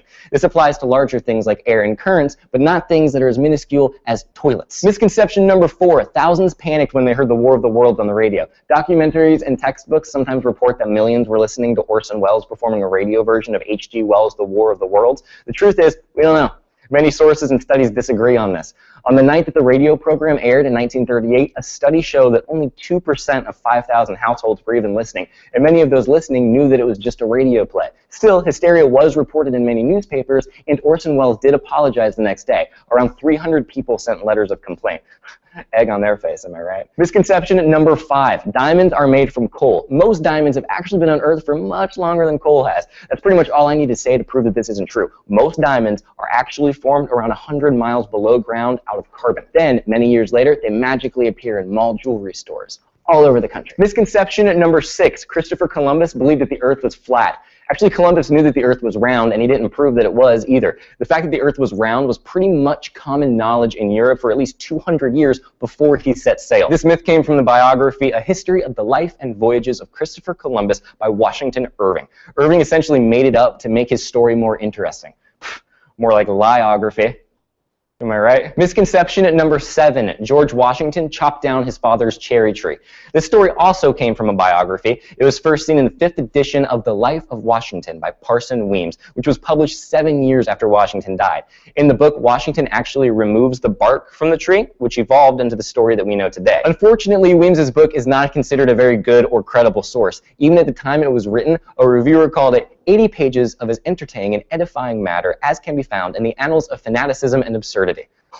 That's one snarky colonial critic. Misconception number 9, you're born with all of the brain cells that you will ever have. You may have learned this in school because it was the belief for a very long time. And yes, most of a person's brain cells get formed even before they're born, but some are created during infancy as well. And scientists now know that we create around 1,400 new brain cells a day. So the next time someone tells you to not do something because it kills brain cells, just tell them, it's okay, I'll grow some more. They'll be like, what? Misconception number 10, sunflowers follow the sun. Sunflower buds do this, but not actual sunflowers. According to the National Sunflower Association, once the flower opens into the radiance of yellow petals, it faces east. No one knows why. However, it is likely a defensive response. Facing south or west could result in sun scalding of seeds during very hot days. In other news, there's a National Sunflower Association. It's the Obama administration bankruptcy liquidation sale. Everything must go. Solar panels at greatly discounted prices. Get them now before we throw them in the trash. Windmills bigger than you've ever seen. Never before driven. Limited mileage. Chevy Volts at rock bottom prices. Get them now before they catch on fire too. It's the Obama administration liquidation bankruptcy sale. If it's green, it's gone.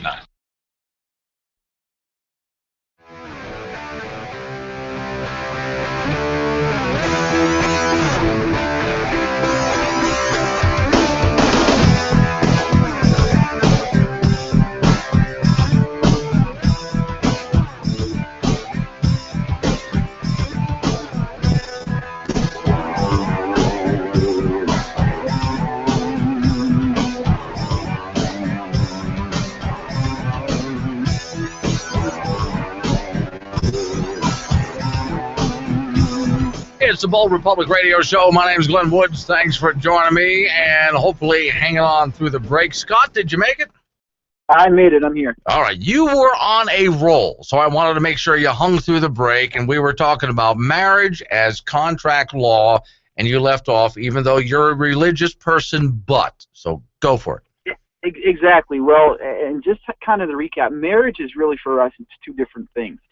And when I say two different things, it's two things at once. And what it is first of all, for those in the religious community, it is a covenant that they have with each other, a man and a woman, and before God. That's what it is. That's what marriage is. Now, marriage, and it's important to remember, the state did not create marriage. Marriage is a religious institution, okay? So the state didn't all of a sudden think, oh, we should marry people. That's not how it came to be. Well, now, hold on. Let's back up just a little bit there, because I think you're almost right. There was a time when church and state was the same thing. And so to be married in the eyes of the church was also to be married in the eyes of the state. But when America came along, we decided that we weren't going to have an official state religion, and so that changed everything. Exactly. Going on kind of the second point of what marriage is, though, marriage is a contract. It's a social contract. And just as you alluded to, the reason why this thing is losing in courts as far as homosexuality, marriage, winning is because in America we can make social contracts with each other. And to, I guess, discriminate one group from another saying they can't make a social contract, that's where it's coming down as unconstitutional.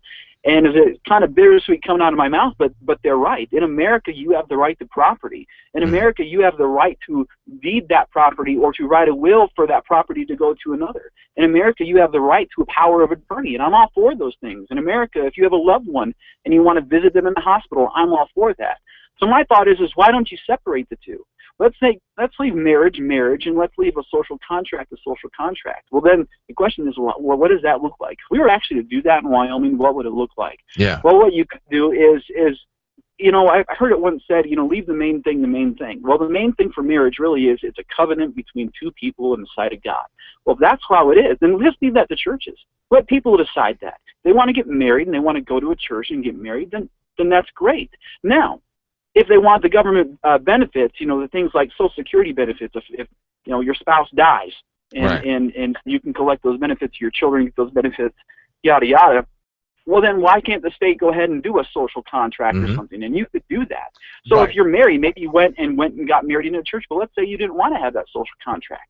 You wouldn't have to have that contract with that person in the government. That would be fine. Right, and most states call that civil union. Mm-hmm. Yeah, so they did create something completely different. They called it civil union instead of marriage, which, as far as a contract concerned, is exactly the same thing. Well, there's some benefits that don't come along with civil unions, and that's why these same-sex groups are still crying up enormous because, again, they can't get Social Security benefits. The federal government doesn't recognize that. There's other things that go along with that. But my thought is, and I didn't used to always think this way, but really I'm a Christian. I really believe that marriage is between one man and one woman, and let's leave it at that.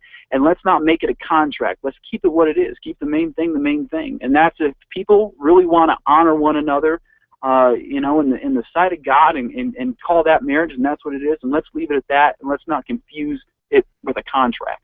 Okay, that's actually a very unique argument because you're to take them into two separate entities. So in effect, somebody, under the way you're putting it, could get married in a church, but that would that, under the way you're doing it, would that solve the contract problem? I mean, sure, a minister did their I do's, but... Well, the thing is if the way I'm explaining it is that, no, they wouldn't have a contract with the state because the state wouldn't recognize marriages automatically as a contract. Right. So they could get married in a church, but if they wanted to have all those benefits and whatnot that come with what we would normally associate with married couples at the moment, they would go ahead and have that contract. It would add one more step into the equation, but what it would do is it would solve this problem. The reason that this is a good solution is because if we don't do something, what's going to happen next is gays are going to call out and say, well, marriage is a civil right. And once you see that happening, there was already an article in Idaho where there was a wedding chapel and they're being forced either to marry homosexuals or face jail time, and that's what it's coming down to. All right, so if now, you separate the two, now let me you don't interrupt have you. to I talked about that last hour. Now the difference there is that wedding chapel, which has a cute little name that goes with it, but it's being operated not as a church, but as a marriage business. And so the court is arguing, well, if it's a business, then it's equal access under the law. But if it was a Christian church and not being run as a marriage business, that would be a whole different ballgame. Well, that's interesting. I didn't read that part about it. It still troubles me though, because it's a slippery slope. Yeah. And already gay rights activists are saying, well, hey, gay marriage is a civil right, and it's not, because if it does, I think it happened in Belgium where their parliament said, okay, gay marriage is a civil right, and they forced churches. It didn't matter. You just had to, bend over and take it if you were a minister. Did you have to use that analogy for same-sex? Did really? No pun intended. Okay. I really didn't mean that. Anyway, go ahead. No, I think you've lost your steam on that one after that one. Yeah, you got me. No, but I understand what you're saying. It's a slippery slope, and we shouldn't go there. But actually, I think you've given us something pretty good to think about. To treat it two separate ways. You can get married in a church, but that has nothing to do with your contract with the state. That's exactly it. It's a great idea. If you think about it that way, then there's a whole lot of people that can go ahead. And, you could treat it the same way. You have to pay a fine if you want to go into that contract. Or if you want to break that contract, just like a divorce, you have to pay a fine. I would up it. I don't know what it is. I've never looked into it. I think someone said it's $75. Make it $200. Make it serious for people. You're going to go into this contract, and, hey, if you break it, this is the penalty. Okay. Scott, great call. I'm glad you hung on through the break. All right, thanks.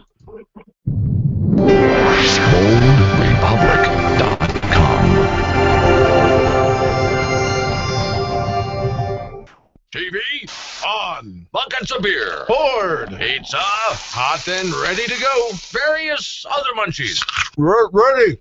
Friends. Stoked and ready. This football season, there's no need to miss a game if you're near Gillette. Join your friends at Pat's Liquor, where there's always drink specials and free food during the game. Pat's Liquor, Highway 59 in Gillette. Pat's Liquor, where you don't have to be Irish to get lucky, but it doesn't hurt. One of the most serious issues many men face is football. Football games, scores, fantasy football, quarterbacks, pregame, postgame, it's endless. Admit it, man, football is an addiction, and you must protect yourself from disaster. You see, your wife might send you to one of those recovery places after you've spent yet another Sunday watching football. So come see us now. We'll send you on your way with something for her that keeps you in the game and not in some useless recovery place. Let's huddle. Marshall Jewelry, where she'll love it, guaranteed. You love your home. Now make sure it's protected with a Farmers Union Insurance homeowners policy. Betsy Jones, your Farmers Union insurance agent in Gillette, can show you how a carefully designed homeowners plan can help ensure that your home, which is probably your biggest investment, receives the insurance protection it needs and deserves. Give your Farmers Union insurance agent, Betsy Jones, a call. She will help protect what's yours. 682-6520. Have you ever heard of the American Automation Association? Oh, probably not. We're a company that produces high-quality automation systems, the kind that replace employees, thus saving corporations lots of money and increasing their personal profits. Now, no doubt you've seen some of our inventions every day. The self-serve automated checkout at the grocery store, thus saving money on checkout clerks. The self-serve gas pump, that was us too. No need for an attendant. The ATM machine at your local bank. Yup, that was us. And so many more gadgets that are behind the scenes that you may not even know about, like the automation machine at this very radio station that eliminates the need for a full-time employee to man the board. On behalf of the American Automation Association, we would like to thank the Democrat Party for pushing a minimum wage increase up to $15 an hour. Each time the minimum wage is increased, we at the AAA get more business from companies looking to get rid of their lower wage employees and replace them with automation. A $15 an hour minimum wage increase would be a boom for our business. Also, thanks for heaping piles of rules and regulations on local companies as well, and taxes and Obamacare. Thanks to socialism, business at American Automation is booming. Sorting through the nonsensical nonsense that makes your life a living hell. It's Glenn Woods. BoldRepublic.com. All right, if you can think, you can follow up on Scott, because that was a very good call. 307-363-4093 is the phone number. That's 307-363-4093. And pretty much everything I'm talking about and a whole lot more, you'll find it on my website, which is boldrepublic.com. Nick sends in a note on the video stream, which, by the way, for those people that are watching the show, there should be a box over here that you can click on and leave me notes, and I'll go ahead and respond to them as I can get to them.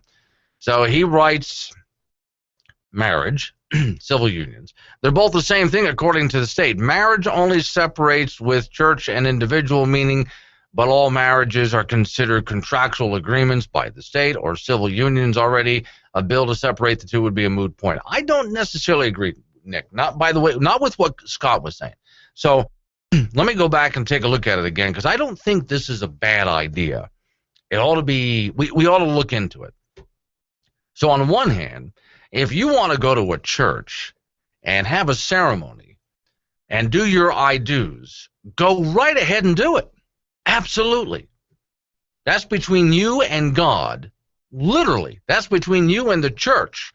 Literally. You go enjoy that. That has nothing to do with the contract that you'll make with the state. Now, why is marriage considered a contract by the state? Because two people are combining all of their stuff. And if the marriage doesn't work out, then you got to split your stuff up. And let's say you've been married for like 5 years. Well, a lot of this stuff has changed. You certainly don't have the same amount of money. You may have purchased property together. And so if you two cannot decide how to change, how to separate things, then who will decide? And they do let you go to a arbitration. You can sit down and arbitrate with someone from the court who will help you work it out. But if you can't work it out, you go in front of the judge, and the judge will decide for you. That's how they consider it contract law. It would also be the same thing with, let's say, it's you got someone in the hospital and you want to go see them. But the hospital's rules are, yeah, but we're only going to allow family members and the spouse in. And that's where a lot of same-sex couples have a problem. Hey, we've been together for 20 years. What do you mean I can't go in and see him? Well, this would put it on the same footing then. You've agreed, you've signed that contract together. I get to go in and see that person. Same thing when it comes to separating the will and other ways of separating property. That's why government sees marriage as contract law. It's almost like forming a small business. In the eyes of the courts, not in the eyes of God, not in the eyes of church, none of that. Just in the eyes of lawyers and courts, which is why government writes it up that way. So to have it two separate things, as Scott was saying, which I think is not a bad idea. You want to go to a church and do a ceremony? Have a good time. That's between you and the church. Enjoy that. But that doesn't mean that you went to the government and signed a contract to combine your stuff. And again, you got to be careful about what's in that contract. This is what I was talking about in the first hour of the program. What's in the contract? Did you specify that the person you're marrying is not allowed to marry anybody else while they're married to you? You should specify things like that. If you don't, you can wind up in big trouble. So make sure you specify things like that. That's part of the reason that they have contract law for something like marriage. Now, that may solve a lot of the problems that we have with marriage and laws and licenses around the country. Not a bad idea, Scott. I like it.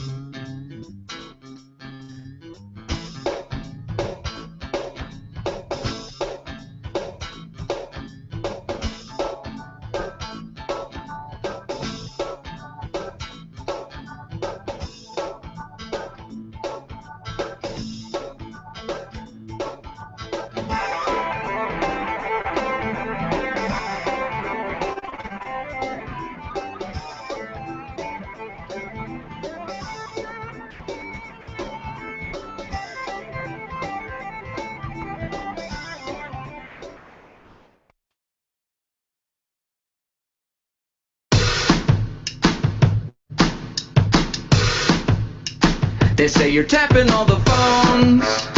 They say you use too many drones. That's what people say. That's what people say. They say you gave the cartels guns. The terrorists ain't on the run. That's what people say. They got groped at TSA. But we keep trying.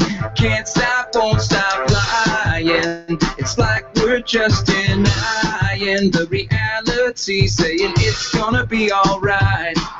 Cause the best is gonna wait. And the heart that's gonna break. We're just gonna shake. Shake it off. When things don't go the way. We gon' blame it on the tape. Baby, we're just gonna shake it off. They say that nothing is secure. They say that you don't know the cure. I assure you that ain't right. This dude just came in with the knife. See, we keep trying. Can't stop, won't stop lying. It's like we're just denying the reality, saying it's gonna be alright. Cause the best is gonna wait. And the heart is gonna break. Baby, we're just gonna shake it off. Your emails getting saved. And your junk is on display. Baby, we're just gonna shake it off. 84 records we take. Our opponent's gonna pay. Baby, we're just gonna shake it off. Laws we're gonna break. Concern we're gonna fake. Everything Glenn talks about is on his website, and that website is updated daily to keep you informed and scared. BoldRepublic.com. Back to Glenn Woods.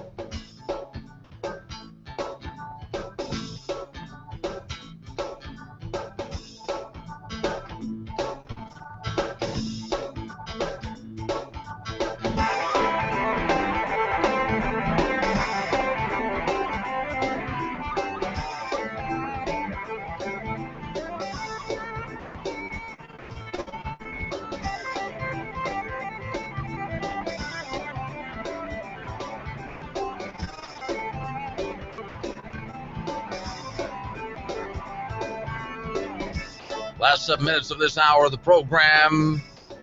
My name is Glenn Woods. Thanks for joining me. Bold Republic is on. 307-363-4093 is the phone number. That's 307-363-4093. And, of course, pretty much everything I'm talking about and a whole lot more. My website is boldrepublic.com. So I told you when I started this whole thing that there was a gentleman that I've been in a little back and forth debate with on Facebook. And there's something there's quite a few things he's not getting, but there's something he's really not getting. He seems to be under this understanding in his mind, and a lot of people seem to have this thought, that not just regarding marriage, but anything else, the federal government's, their constitution, the constitution of the federal government, thank you for the hot water for the tea name, the federal government is to rule over the states. And it doesn't work that way. Well, most of the power is deferred to the states. The federal government does not rule over the states. He seems to think that the federal constitution is the ultimate authority in the land, and the states have to do what the federal government says. Well, if that's what he thinks, he hasn't been paying attention. Maybe he didn't have a civics class in his school, or maybe he had a civics class where they taught him wrong. I'm not sure how this works. But no, your federal government is not supposed to rule over the states. The states are supposed to have their individual rights, and there's that little piece there in the Constitution which talks about deferring power to the states. So that's why I look at marriage as not a federal government issue, but a states' rights issue. Now, I think it would be a good idea if states had reciprocity with each other. I mean, imagine getting married in one state, and then you move to another state, and the marriage contract that you signed in one state is not valid in the other state, which is what's happening with some same-sex couples. They're getting married in Massachusetts, they're going to another state, and their marriage means nothing there. That's where there may be a bit of a problem. But that's not what I'm arguing with this gentleman. What I'm saying is, look, you seem to be under the mistaken idea that the federal government, that the president, that Congress, that the federal courts have authority over the states. No, they don't. Except for the authority that we've given up to them and let them have. Then he offered this argument, which I thought was just, it drives me crazy when people offer this as an argument. Well, we've been doing it that way. That's the way it's been for like decades now. Well, then it's been wrong for decades, and we need to fix that. One of the arguments we've been having over the past few years is returning power to the states. Now, how did the states lose so much power? Money. There's other reasons, but the biggest reason would be money. Hey, we'll build highways through your state, says the federal government. We'll take money from all of the states, and then we'll give it back to you in the form of highways. And they dangle that highway money. Well, we better do what they say. But, you know, of course, with that comes strings attached. We better do what they say. That's how federal government gets control. How does federal government get control of schools? There's nowhere in the Constitution that says the federal government should be in charge of the schools, or that there even should be a federal school system, or a state school system for that matter. How did all of this happen? Dangling money. That's one of the problems I have with Common Core. Well, the main problem I have with, besides its stupid math and so on, the main problem I have with Common Core is we're dangling money in front of the states. Go, here, look at all this money. But you just got to do what we say. That's all you got. You got to do what we say, and we'll give you all that money. And the states are going for it. And then they find themselves in a trap. They find themselves hooked on that money, and now they have to do what the federal government has to say. I even see the same with cities across America. I've told you, I'm here in Gillette, Wyoming. I was really bothered when I came to Gillette. It's only a town of 29,000 people, but they actually had a lobby. They don't have many more, but not for the reasons that I was hoping. I was hoping they would wake up. But they actually had a lobbyist in Washington, D.C., to help them get federal grant money. They don't want to take that money. Oh, they salivate over the money. First off, your federal government is stinking broke. Second, any money that they are heavily in debt. It's borrowed from future generations, so stop taking it. You're not taking it from the federal government. You're taking it from your great-grandchildren. Stop it.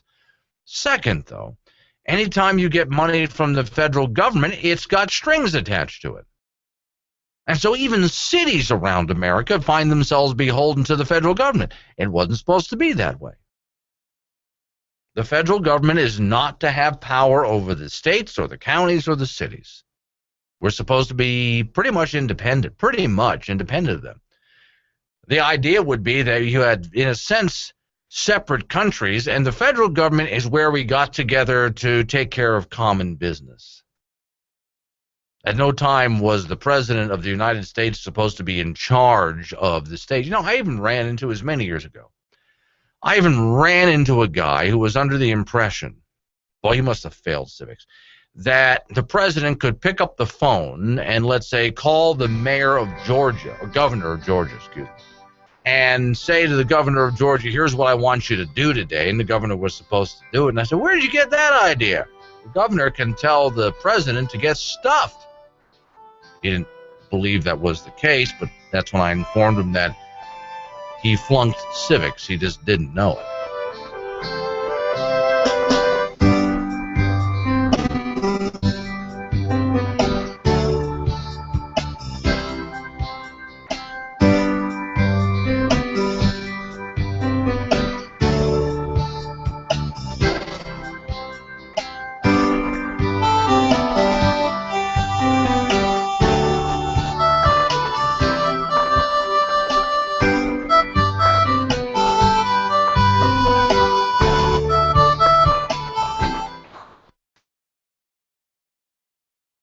Hardly a day goes by that someone of prominence a politician, a talk show host, an entertainer, doesn't call some conservative, or conservatives generally, racist. Here are typical examples. The chairman of the Democratic Congressional Campaign Committee, Congressman Steve Israel. To a significant extent, conservatives are animated by racism. TV newscaster Ed Schultz. This is what the Republican Party stands for, racism. Oprah Winfrey.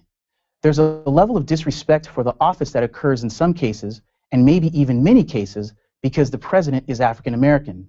There's no question about that. To call someone a racist should be a very serious matter. A racist is a person who believes that one race is inherently superior or inferior to another. It's not intelligence or goodness that determines an individual's worth. It's his or her skin color. To say that racism is foolish and stupid, not to mention evil, is to understate the case. But according to many of their critics, conservatives are that stupid and that evil. But with few exceptions, conservatives are neither.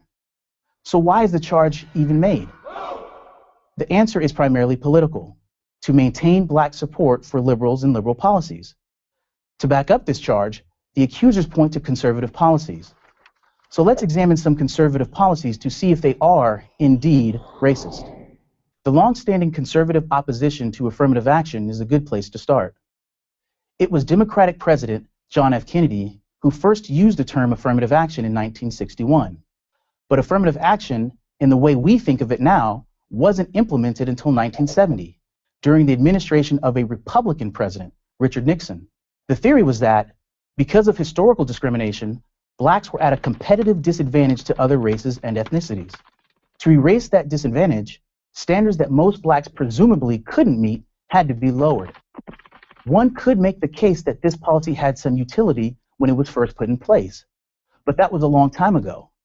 The conservative position is that blacks have repeatedly proven they can compete with anyone without the benefits, demeaning benefits, I might add, of lower standards. There are countless examples of black success in every field at every level. The policy is no longer necessary. But the conservative argument goes further. Study after study shows that, in the case of college admissions, affirmative action actually hurts many blacks. By lowering admission standards for blacks and some other minority students, colleges set many of these students up for failure. They get placed in schools for which they're not prepared. And high black dropout rates confirm this view. So does common sense.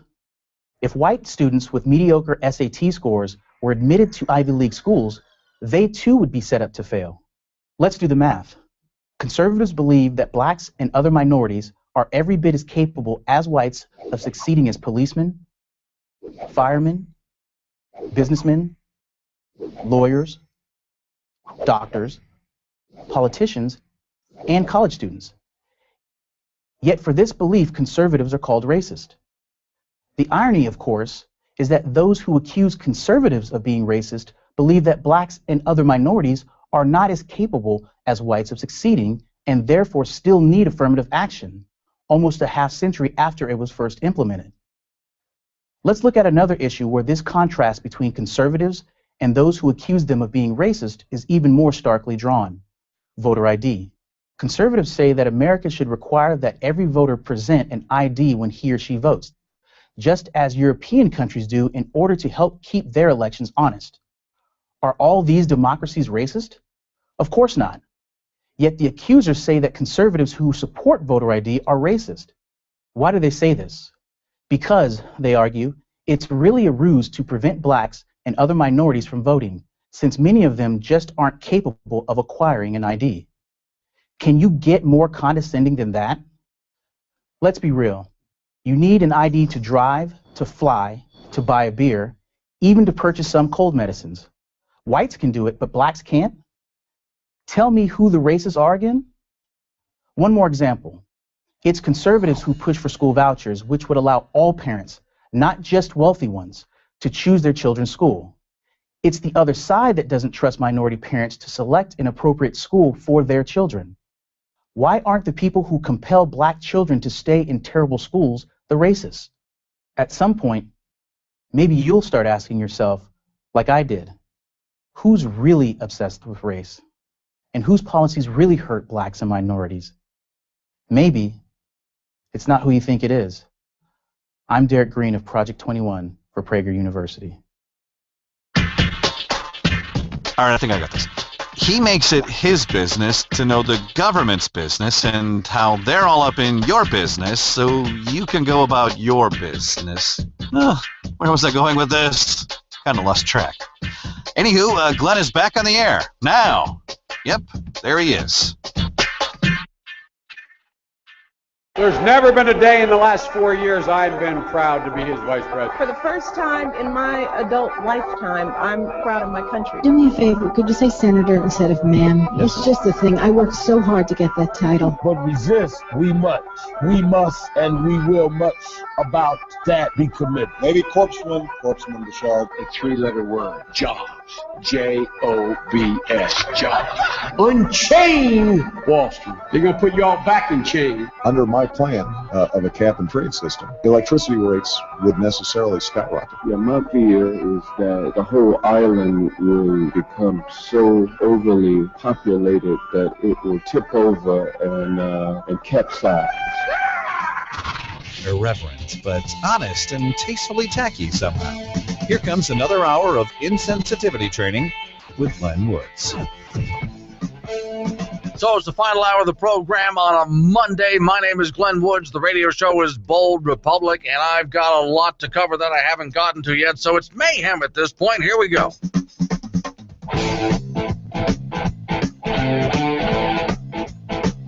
And yeah, you can still call the show, 307-363-4093. And if you're watching by the video stream, the message box is still open so you can drop messages, and I'll respond to most of them during the course of the program. That'd be fine. So, okay, folks, I hate to do this to you, but PETA is terrorizing little kids again.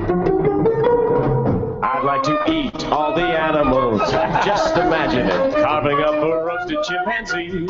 I'd eat a bear cub and its father, the foot right off an otter, then fill my plate with wounded manatee. I'd eat a ferret, fried up extra crispy. I would consume dolphin by the school.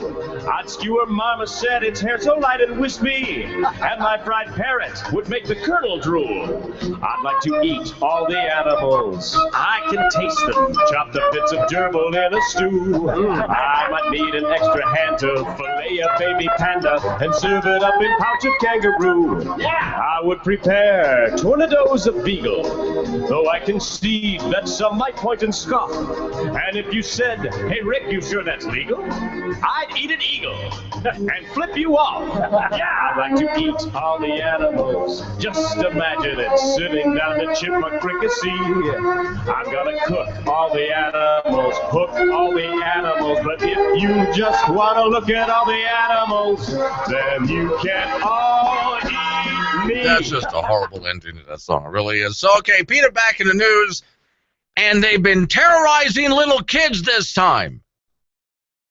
Because, you know, they're such warm, caring, fuzzy people. It's time to make some little children cry. Isn't that what good, caring people do? PETA claims they are people for ethical treatment of animals, of course, given the fact that they kill about 2,000 dogs and cats every year. And then they're found out in some alleyway in a dumpster somewhere. That's actually happened. Their belief in the ethical treatment of animals could be brought into question. So one thing certain, no, based upon the events, PETA does not support the ethical treatment of your kids. Friday, Weebly Way Elementary School. What a great name for an elementary school, by the way. Weebly Way Elementary School. All right. Well, if you're going to name a school something, kids would like that. West Hills in California. So members of the PETA group protested in front of the school against the school's decision to serve milk to children. Stop. This is what PETA has a problem with. You're serving milk to kids. So what we have to do is make the little children cry. So according to parents at the school and residents in the area, the PETA protesters didn't just hold up signs saying they're against milk. I mean, what if you just held up a sign instead of saying got milk, not milk? See, it was something like that. They actually told the children that they would get cancer if they continued to drink the milk. And these little kids at Weebly Elementary School, oh my God, Mommy, I'm going to get cancer. This resulted in crying children who are, according to one source in the area, quote, freaked out and scared. Okay. As evidence, by the way, West Hill's public Facebook page, and they have a Facebook page with a lot of this on it here. Oh, I'm going to go ahead and take a look at it so I can give you a better description of it while I'm talking about it. Parents are outraged. Although one said that it was not PETA, another parent who said at the page, well, okay, let's stop for a minute before reading the story here. See, what just happened here is they're trying to freak out little kids, but instead what PETA just did was really hack off all the parents. So this is where I say I would like PETA to continue these tactics. These kinds of people destroy themselves. It's a lot like, as far as I'm concerned, the Westboro Baptist Church. It doesn't matter if their message is right or wrong. It doesn't matter. The delivery of the message is so bad that there is nobody outside of the church that has sympathy for them. So with PETA, their track record with animals bad enough. And their track record with people. Making little children cry does not make mom and dad happy. They just made a bunch of enemies. Okay, so I'm looking at their Facebook page here. So here's something about a missing dog. Oh, what a cute little dog. Yeah, okay, what we have here is I don't see pictures so much as there's one story after the next where parents are complaining about the PETA protesters. Okay, and I'm not going to get into all of that for you, just so you know. A lot of missing animal pictures there for some reason. A parent at one of the schools there in the school, subjected to PETA's fear-mongering tactics, said it was PETA, and it took a picture of it, and it said posted a PETA woman in a cow costume, telling kids they were going to get cancer if they drank milk. A woman walking around in a cow costume. All right. There were about 6 people protesting. Really? That's all they were able to bring. Well, that's a cause that's, oh, well. I mean, if they were able to pack the parking lot with 6 people, and one of them is in a cow costume, kids as young as 5 and 6 years old were told by PETA protesters drinking milk causes cancer. Since the school was holding a planned educational assembly centered around dairy, it was perfect timing for PETA, so they thought. These people are wonderful, so caring, so kind. Another parent said they had a dairy cow for an educational assembly at Weebly. The principal had to spend all morning calming the kids down whose family members, they're afraid that family members are going to die as well. Freaking kids out like that with their milk drinking habits. Now, this is not the first time that the radical group PETA has terrorized kids with this kind of propaganda. February, I'm going to take you back to February. PETA apologized for handing out graphic animal cruelty literature to elementary school children in Woodland Hills, California. The group also held what it considered to be a more mild protest in Spokane, Washington at a school. At the protest, someone dressed as a carrot had a sign saying, "Eat vegetables, not your friends." These people are wonderful. You know, these are the kind of people I would love to be friends with, right? Hey, let's go to a school and frighten little children because that'll be good for our cause. So while PETA has made a name for it, you know, they've had all sorts of outlandish bullying tactics. One parent summed up the inappropriateness of the PETA Weebly Way, I just love that school, protest by saying, when adults, strangers, are telling kids that milk can give you cancer, that's scary. You don't know that your kids, that your child may actually experience cancer in real life.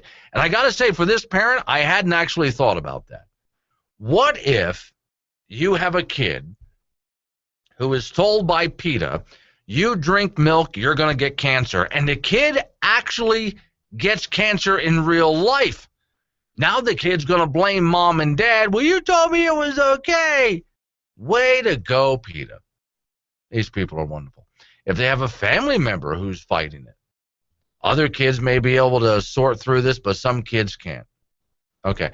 According to parents, the school did a great job handling the situation.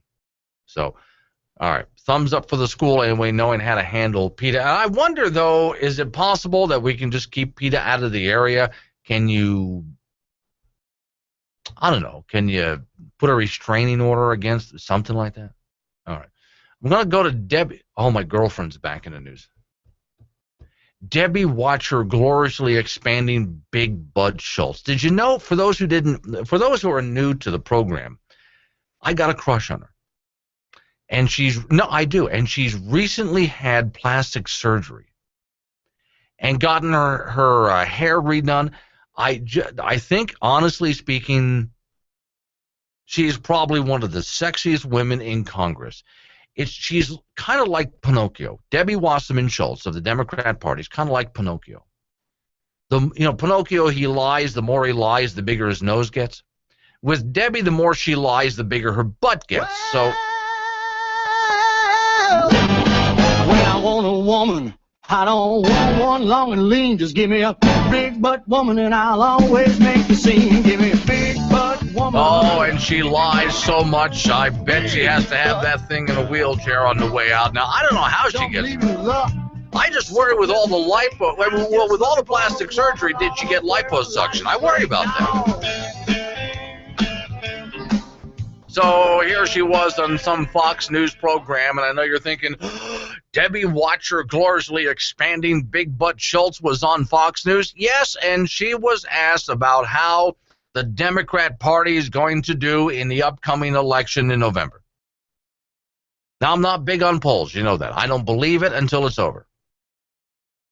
But, of course, she has to spin. Now, what you're about to hear, I figured out a name for it this weekend. I'm now calling it Politispeak. Politispeak is when you can't tell the truth and you have to spin the answer. When someone asks you a direct question, you are not capable of giving a direct answer. You're supposed to leave the person that you're talking to confused and glassy-eyed. That is what politics... here's a perfect example of it. Are the Democrats going to hold the House and the Senate? No, we are going to hold the Senate. And we're going to hold the Senate because over the next couple of weeks and leading up to even today, the one question that voters are going to ask themselves, Chris, is who has my back? Now, they could be right now. Let's say the Democrats were further behind in the polls than they are right now. I mean, way behind in the polls right now. What would Debbie have said? I'm sorry, Debbie Pooh. I call her Debbie Pooh. What would Debbie Pooh say right about now if she was asked the same question, and let's say we were talking about a Senate seat where the Democrat had maybe 20 points in the polls and the Republican had everything else? All right. She would have said the exact same thing. Hey, Debbie Pooh. I call her Debbie Pooh. Hey, Debbie Pooh, is the Democrat going to lose this seat? No, we are going to hold the Senate. And we're going to hold the Senate because over the next couple of weeks and leading up to even today, the one question that voters are going to ask themselves, Chris, is who has my back? So here's what we're going to do. I'm going to start an educational process on this program. It's going to be a new regular feature. Kind of like I always give you the debt clock and the body count from Chicago. It's going to be a new regular feature. In Politispeak, not just from Debbie Pooh, I call her Debbie Pooh, not just from Debbie Pooh, but there's going to be a segment here teaching you how to recognize and, for that matter, decipher politispeech. So you too can do what I do. Although I warn you, be careful about diving too deeply into this course study that's going to be started on this program. Because I'm a trained professional. I know when to back off before I start growing a brain tumor of some kind or another and falling in love with Democrats. When I want a woman, I don't want one long and lean. Just give me a big butt woman and I'll always make the scene. Give me a big butt woman. Hey, but I don't believe in love. Glenn Woods, BoldRepublic.com. Wyoming citizens, I come to call your attention to a matter of utmost importance and urgency that will affect each of us. Governor Meade, in backroom meetings, has been working for years, as he describes, to implement a refugee resettlement program in Wyoming. Meade has contacted the U.S. government to formalize a public-private partnership. My point is, were you asked your opinion or support of this partnership? Meade didn't even discuss the issue with our legislature. This program introduces incompatible cultures within our own. Many refugees in other American communities don't accept any aspect of U.S. culture, values, or laws. Do you want Meade, like President Obama, taking hard-earned tax dollars designated for our citizens to pay for a refugee resettlement program? We cannot allow recent outbreaks of disease and threat of lone wolf terrorism to jeopardize the safety of our families. I am Wyoming proud and want to assure we all are, today and for our future generations. Will you please help me? Paid for by Citizens Protecting Wyoming. Hello, Americans. This is Rod with my Made in America store, where it's always made here in the USA. Does anyone remember the Battle of Midway? Started June 4th, 1942, 72 years ago. God bless our veterans. Check out our flags, replacement, full flag sets, and motorcycle flags. Remember your dads, fly your flags. American products equals American jobs. 203 Cary Avenue, past the construction on 1416. God bless America, and remember, buy American. It matters. I suppose you're planning a nice retirement, and you assume everything's paid for. Well, Wyoming didn't tell you. Who is paying for your pension? I'm gonna owe lots of money. And it's all your fault. I want to pay for this, but you're making me. Find out more at Wyoming2100.com. Okay, kids, today we're going to learn Common Core math. Let's say that you just got your paycheck and you want to go shopping because you need food. First, the federal government takes its cuts. There's Social Security, Medicare, FICA, state withholding, insurance, and now Obamacare is making that more expensive. Wow, that's a lot. Now, you were promised that Social Security was going to be there when you got old, but well, government spent that before they got it, so you'll never get it. Medicare is going belly up soon, so forget getting that back anytime in your life. You did not want Obamacare, but you'll be paying for it or paying the fine. FICA, state withholding, interest on the national debt, the principal on the debt. So, what we have here is a negative number. You don't have enough for food, so everyone's going to have to get on the government assistance for food stamps, or you'll all go hungry. But they have to raise your taxes because so many people need to get on the program. Oh, look. We have to start borrowing from your grandkids. No, not my grandkids, but my grandkids' grandkids. And there you go. That's government math. When you dance, dance like nobody is watching. And when you call Glenn, talk like the NSA and IRS are listening. Because most likely they are. Guess who? And they haven't had their daily dose of irreverent, insulting sarcasm today. We're counting on you. Call the show now. So apparently there's another bogus study out there. I really do like the study that says 97% of all studies are fake. And if you don't get the joke, you don't have much of a sense of humor. But okay. So again, this just drives me. Who's making money on these studies? Season of birth affects your mood later in life. This is like right up there with the climate change studies, which, by the way, I've got something like that coming up in just a minute. But well, you know, all of the bogus stories that when you read the headline, obviously it's not true on climate change. Well, okay. When you were born affects your mood later in life. Scientists' research shows people born in the summer are more likely to suffer mood swings. You know what this sounds like to me? A horoscope.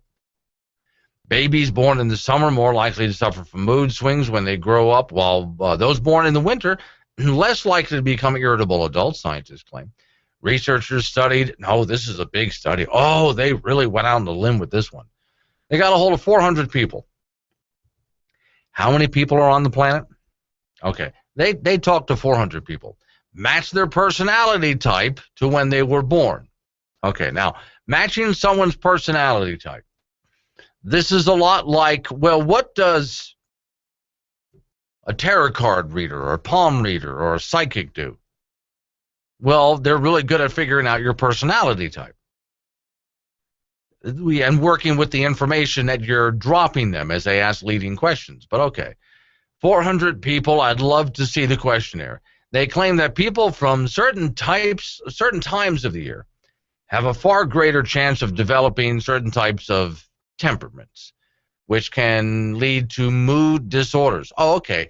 If that's the case, can we start prescribing drugs based on what time of the year you were born? Well, why not? If you think that was ridiculous, then obviously you think this story's ridiculous. You would never prescribe someone a mood-altering drug because they were born in spring or they were born in... He's a summer baby. Here, make sure he gets this. Here's how much doses. All right, so they discovered the number of people with tempers characterized by frequent mood swings, sad and cheerful moods, significantly higher. I wonder if this was done by a drug company of some kind. Those with hyperthermic temperaments, tendency to be excessively positive. Oh, dear God. Did they actually do that? You know that Onion piece that I run? Some of you people have heard this from. I run a false commercial now and then during the affiliate commercial breaks from the Onion News. And it's a commercial break for drugs that help those people who are incessantly cheery all the time, who suffer from being happy and cheery all the time. And it's just a horrible disorder. And so the Onion News says, no, we can't allow people to be happy like that all the time. That's just something wrong with these people. You ever been around one of these people who's constantly happy and in an upbeat mood? You know how annoying that is? So they have a drug to make them pretty much as depressed as everybody else. Study also found that those born in autumn, that would be me, less likely to be depressed, and those born in winter, less likely to be irritable. Really. You know anyone who was born in winter that's irritable? Lead researcher and assistant hoaxer, Zena Gonda. That's the name. So consider the name as your source. Biochemical studies have shown that season which you were born has an influence on certain neurotransmitters, such as dopamine and so on, which is, okay, will stay with you even in adult life. She says our work at over 400 subjects matched their birth season to their personality types later in life, and basically, in other words, when you were born, that's the personality you get because of the season you were born in. You are screwed. There's nothing you can do about it. Don't try to improve yourself. Don't try to be a happier person or a more stable person. Don't even bother seeing a shrink. You can't help it. It's not your fault. That's just the way you were because your parents had to fool around during the wrong time of year. There you go. We're right back to blaming your parents again, aren't we? See, so Freud was right. Just Freud didn't link your mood swings and your bad temper with your parents because of when they fooled around to have you.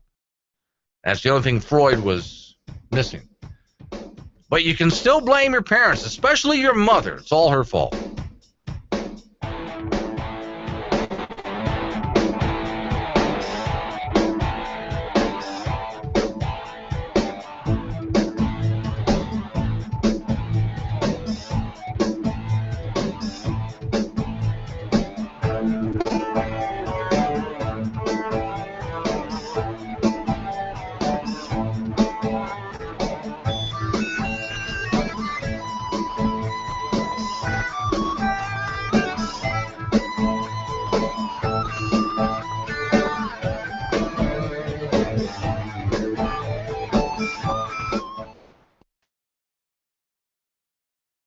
Tweaker, tweaker, tweaker.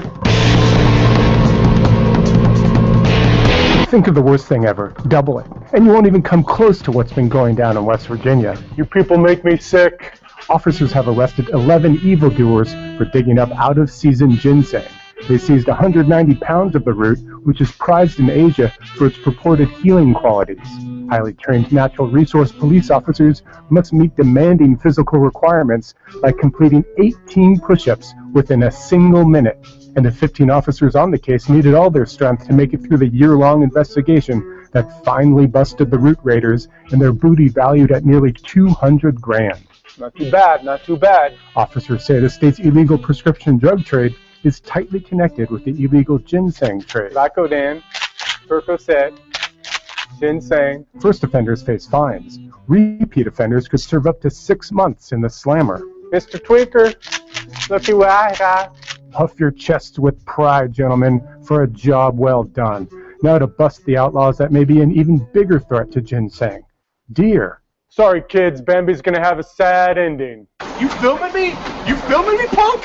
But come on, don't cops have better things to do? No.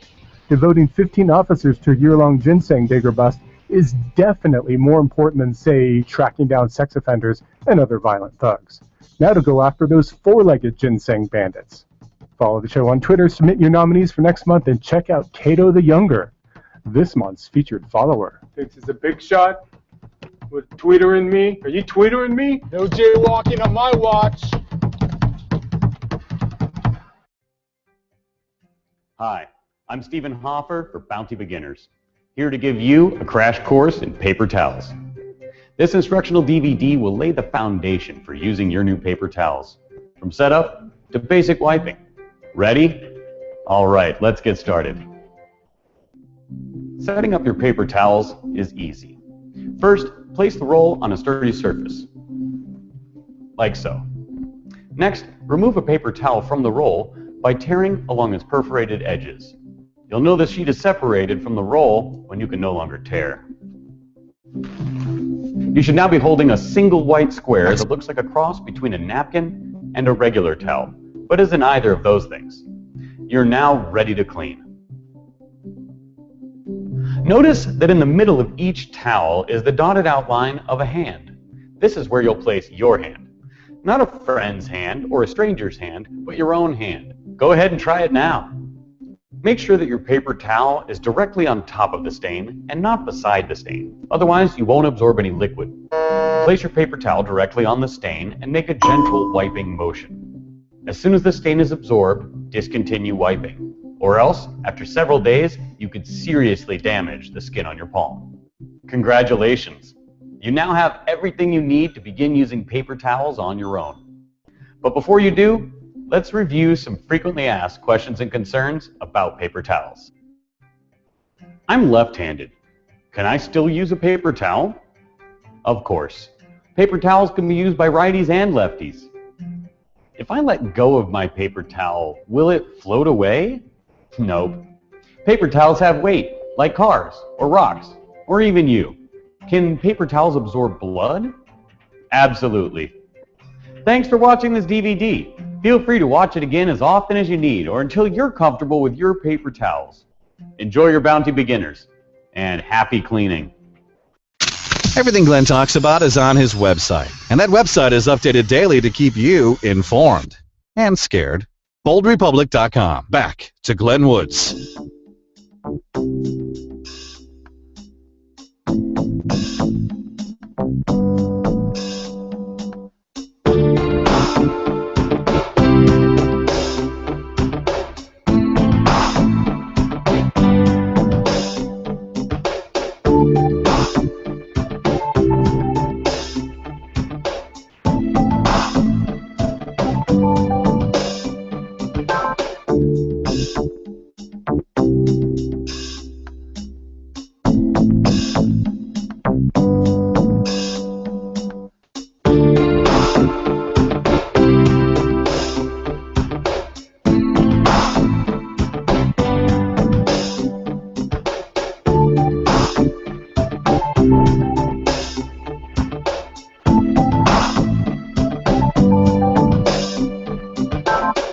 the last half hour-ish or so of the program. My name is Glenn Woods. Bold Republic is on the radio. All right, so I'm doing a little bit of house cleaning here as we get into the end of the program, or there's no way I'll be able to get into all of this by the end of the program here. So let's see here. Take some climate change news. There's a lot of stories out like this right now, and I'm glad that here's two places you can go to get these stories. There's a lot of other places, but I'll tell you the two main ones. One of them is called Climate Depot. The other place is called What's Up With That. Now, I don't think it's the greatest name for a website about climate change. But what they do is there's all of these scientists, because the 97% of scientists agree is a lie, a myth, it's garbage. Okay? So where do scientists, which are a lot of them, who are putting out alternate information to the hoaxers, where do they go to make sure that what they're posting is seen by you? Well, those are the two websites that I think are the biggest, Climate Depot and What's Up With That. So, okay, this is actually from also, it was posted on those sites, but it was posted in a newspaper, the Coloradoan, a Gannett company. So I'll give credit to the newspaper for putting it, because most media out there, they don't put out stuff like this. CO2 increase is not the nemesis that it is portrayed. From the story, despite increasing amounts of CO2 gas in the atmosphere, mean global surface temperatures have not shown any increase for the past 18 years. Now, we've already talked about that a great extent. All right. In addition, raw U.S. mean surface temperature and daily high surface temperature records without any tampering have shown a weak decline since the 1930s. Interesting. Now, this is not me. This is a scientist talking here. Winter snow. The cover of winter snow has gradually been increasing in the northern hemisphere. Antarctic sea ice is now at record high levels. Net global sea ice has shown no long period of downward trending, despite what you're hearing. Well, you're hearing just the opposite of this, aren't you? Oh, the ice caps are melting. That's exactly the opposite of what's happening. U.S. and global droughts, floods, severe weather have been shown no significant changes. In fact, I gave you last week a story from NOAA, of all places. NOAA came out and said that the droughts, for example, in California are nothing new. Nothing unusual is going on. It's just part of the cycles that we go through. So a California drought is not man-made climate change. It's just part of a cycle. U.S. and global droughts, floods, severe weather have shown no significant changes over the past half-century. Atmospheric CO2 amounts have risen by 35%. The United States is currently experiencing the longest continuous period of 9 years without any major hurricane strike. Tornado activity has been below recorded average for the past 3 years. So, this scientist writes, I strongly recommend the reader consult the internet blog Real Science by Steve Goddard. That would be of the Goddard Institute.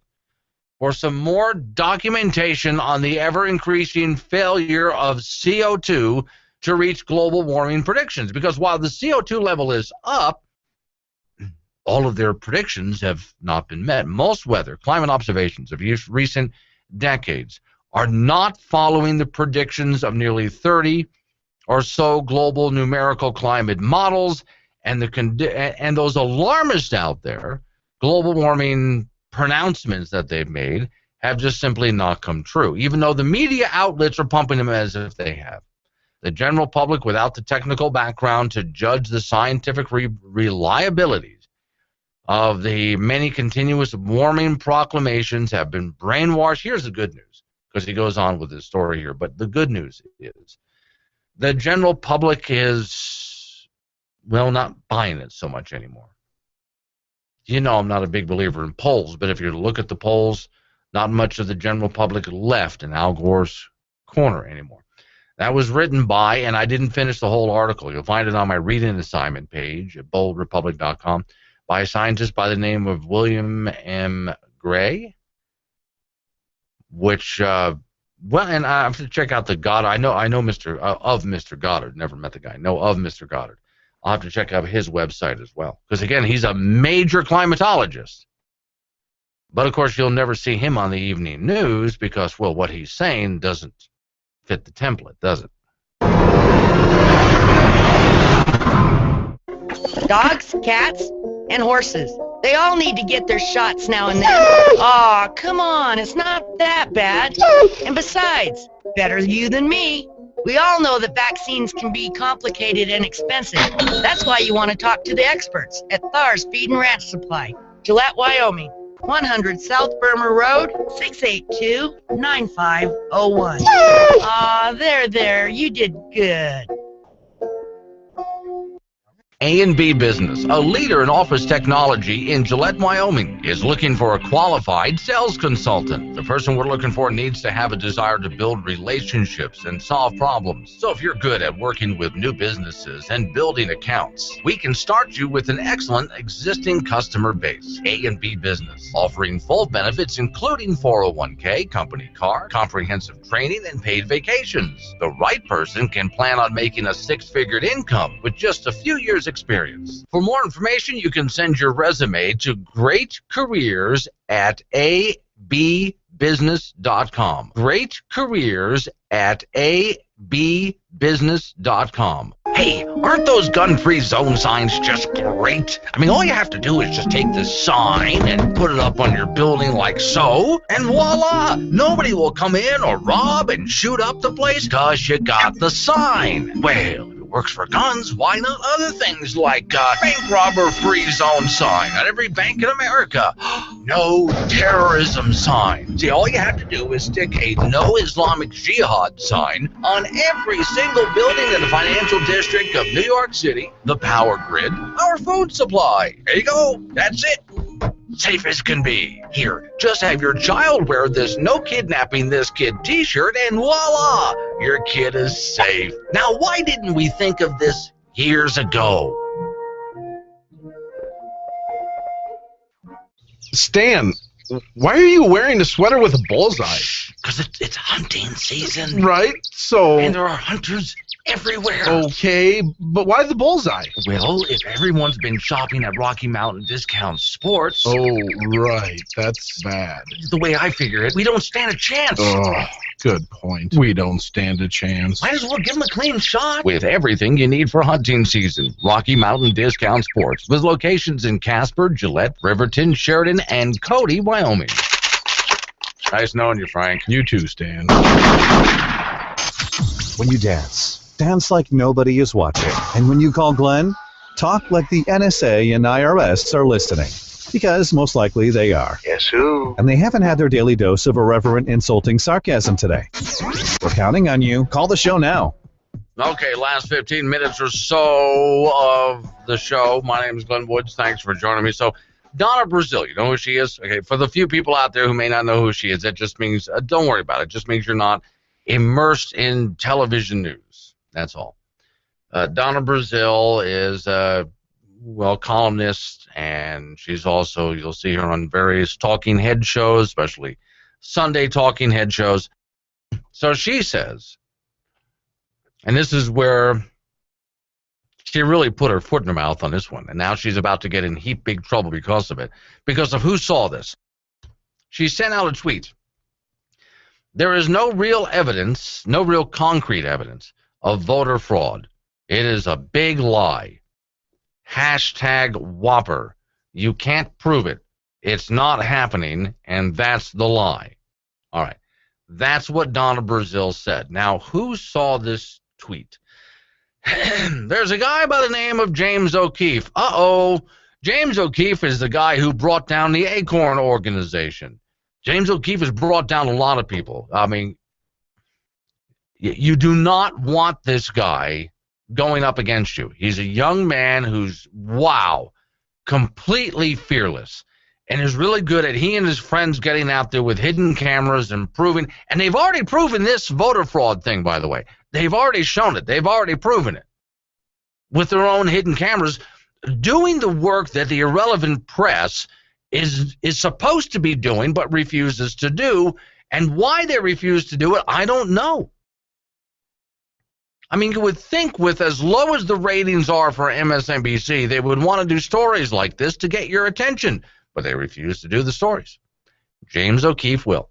Now, by the way, he's an independent contractor. So, okay, he and his friends intend to get out there with their hidden cameras once again. This is the same guy, by the way, who got hidden cameras on him and his friends, and they walked into various voter precincts and walked up to the counter and said, "Hi, my name is so-and-so. I just moved to the town, and I haven't registered to vote yet." All a complete lie. And they were about to be handed a ballot so they could go vote. Now, they didn't take the ballot. They didn't want to be guilty of fraud, but they could have. They also gave the names of dead people. They also took hidden cameras and went and talked to Democrats who just flat out confessed, "I used to live in Florida, but now I live in Texas, but I'm still registered to vote in Florida, so I'm going to vote in Texas, but then I'm going to send an absentee ballot to Florida, so that way I can vote twice." So it is happening out there, and there's plenty of proof of it. All right. So James O'Keefe saw Donna Brazil's tweet and wrote, "After this week, you're really going to regret saying this." Let's go back and see what she said real quick here. So, you know, Donna Brazil said there's no real concrete evidence of voter fraud. It's a big lie, #Whopper. You can't prove it. It's not happening, and that's the lie. James O'Keefe answers, "After this week, you're really going to regret saying that." And someone else wrote after that, and I like the name of this person. I'm going to have to follow this person. Thought Sandwiches? Really? "Nothing worse than a warning from Project Veritas and that you're next on the Truth Comes Out list. Ouch." Okay. Someone else wrote, a guy named Vic answered Donna Brazil, "What is likely happening, voter fraud via manipulation, easily hacked electronic voter system, Dems ignore at their peril." Okay. Well, it sounds to me, and I might be wrong, it sounds to me like that guy is assuming that the Republicans are doing all. But don't forget now, and I'm not going to get into a discussion about who's guilty of more voter fraud than whom. I will toss this out, though. And they try to fluff it off, but they really can't get away with it. Well, maybe they did get away with it. I worry about this. There were some voting machines that were being tested, and these are the new electronic machines that are touchscreen. Okay. You're supposed to touch for who you're going to vote for, and then it's just electronically recorded and so on. All right. Well, there was a problem when they were testing the machines, and someone might touch on a Republican, and they were just going back and forth. It was just a test. They weren't actually trying to vote for anyone. But if they tried to touch a Republican candidate, in many cases, it would register it for the Democrat. What? Whoops, how did that happen? That was a big scandal that I told you guys about a couple of election cycles ago. Heap big scandal with these new electronic voting machines. And of course we hear, no, well, I mean, that's just a coincidence. Yeah, okay, all right. I can understand that there are certain problems. Yeah, I understand. You put out an electronic voting machine, we're going to have problems. If we're going to have that as a problem, I put my vote in and it registers it for the other candidate. How come it kept tossing them to the Democrats? It wasn't going the other way. Yeah. It's enough to make you sit and scratch your head and wonder. You should scratch your head and wonder. Donna Brazil made a big mistake here. She opened up her big mouth and said you cannot prove voter fraud. It has already been proven. Well, hang on. I got some more proof for it. I don't know how she can say this, and she works for major networks and other major news organizations. How can she say this? All right, hang on. We'll talk about it next.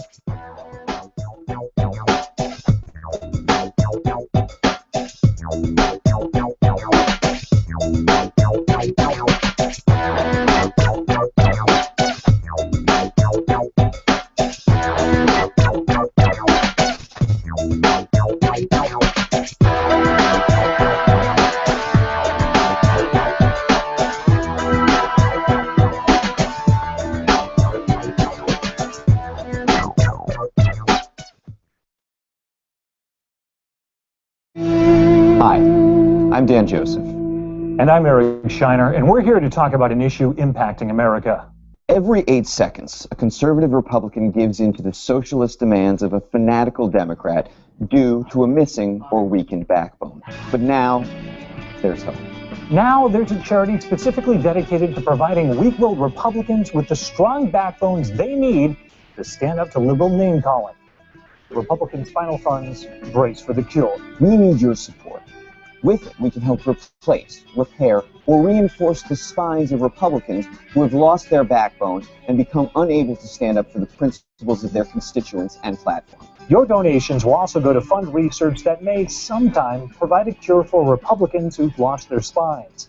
Promising new research suggests that Republican backbone deficiency may be caused by repeated overexposure to controversial issues which, over time, may actually liquefy a Republican's previously strong, healthy backbone. The Republican backbone deficiency does more than simply render its victims unable to stand up to unreasonable demands. Left untreated, it can lead to the diminished intestinal fortitude and loss of manhood. But you can help. Sign up to become a donor so that when you die, your backbone can live on in the body of a needy Republican, benefiting future generations of Americans. And your donation won't just fund research. It'll also go to proven rehabilitation for Republicans with weak backbones so they'll be able to get back on their feet. Every month, we'll send you photos of a Republican your donations have helped, an update on his progress as he learns to walk, talk, and stand up again for conservative values. Join the Brace for the Cure now. And maybe, someday soon, a sniveling, hunchback, spineless Republican may straighten up and proudly say, I'm back. It's the Obama administration bankruptcy liquidation sale. Everything must go. Solar panels at greatly discounted prices. Get them now before we throw them in the trash. Windmills bigger than you've ever seen. Never before driven. Limited mileage. Chevy Volts at rock bottom prices. Get them now before they catch on fire too. It's the Obama administration liquidation bankruptcy sale. If it's green, it's gone.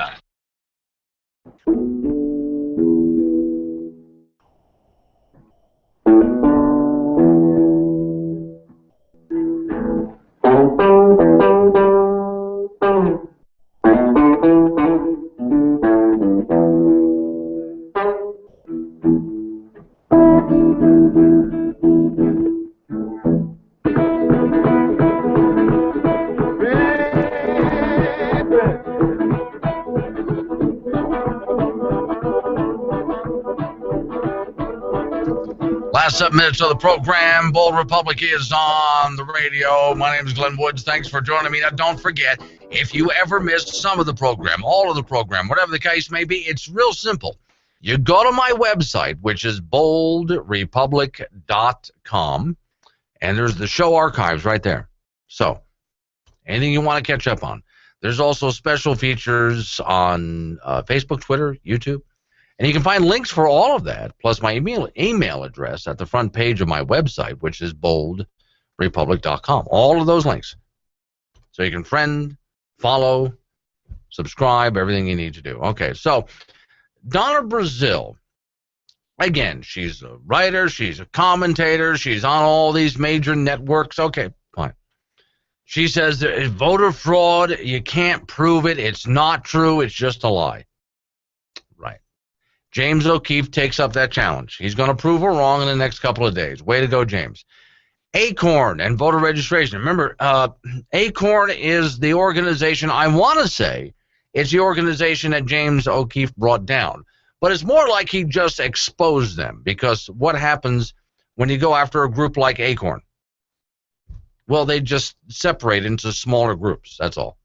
And they go outside and they change their sign. Same people, same organization, same building, same office. Just change the sign, change the name of the organization. There, that solves that.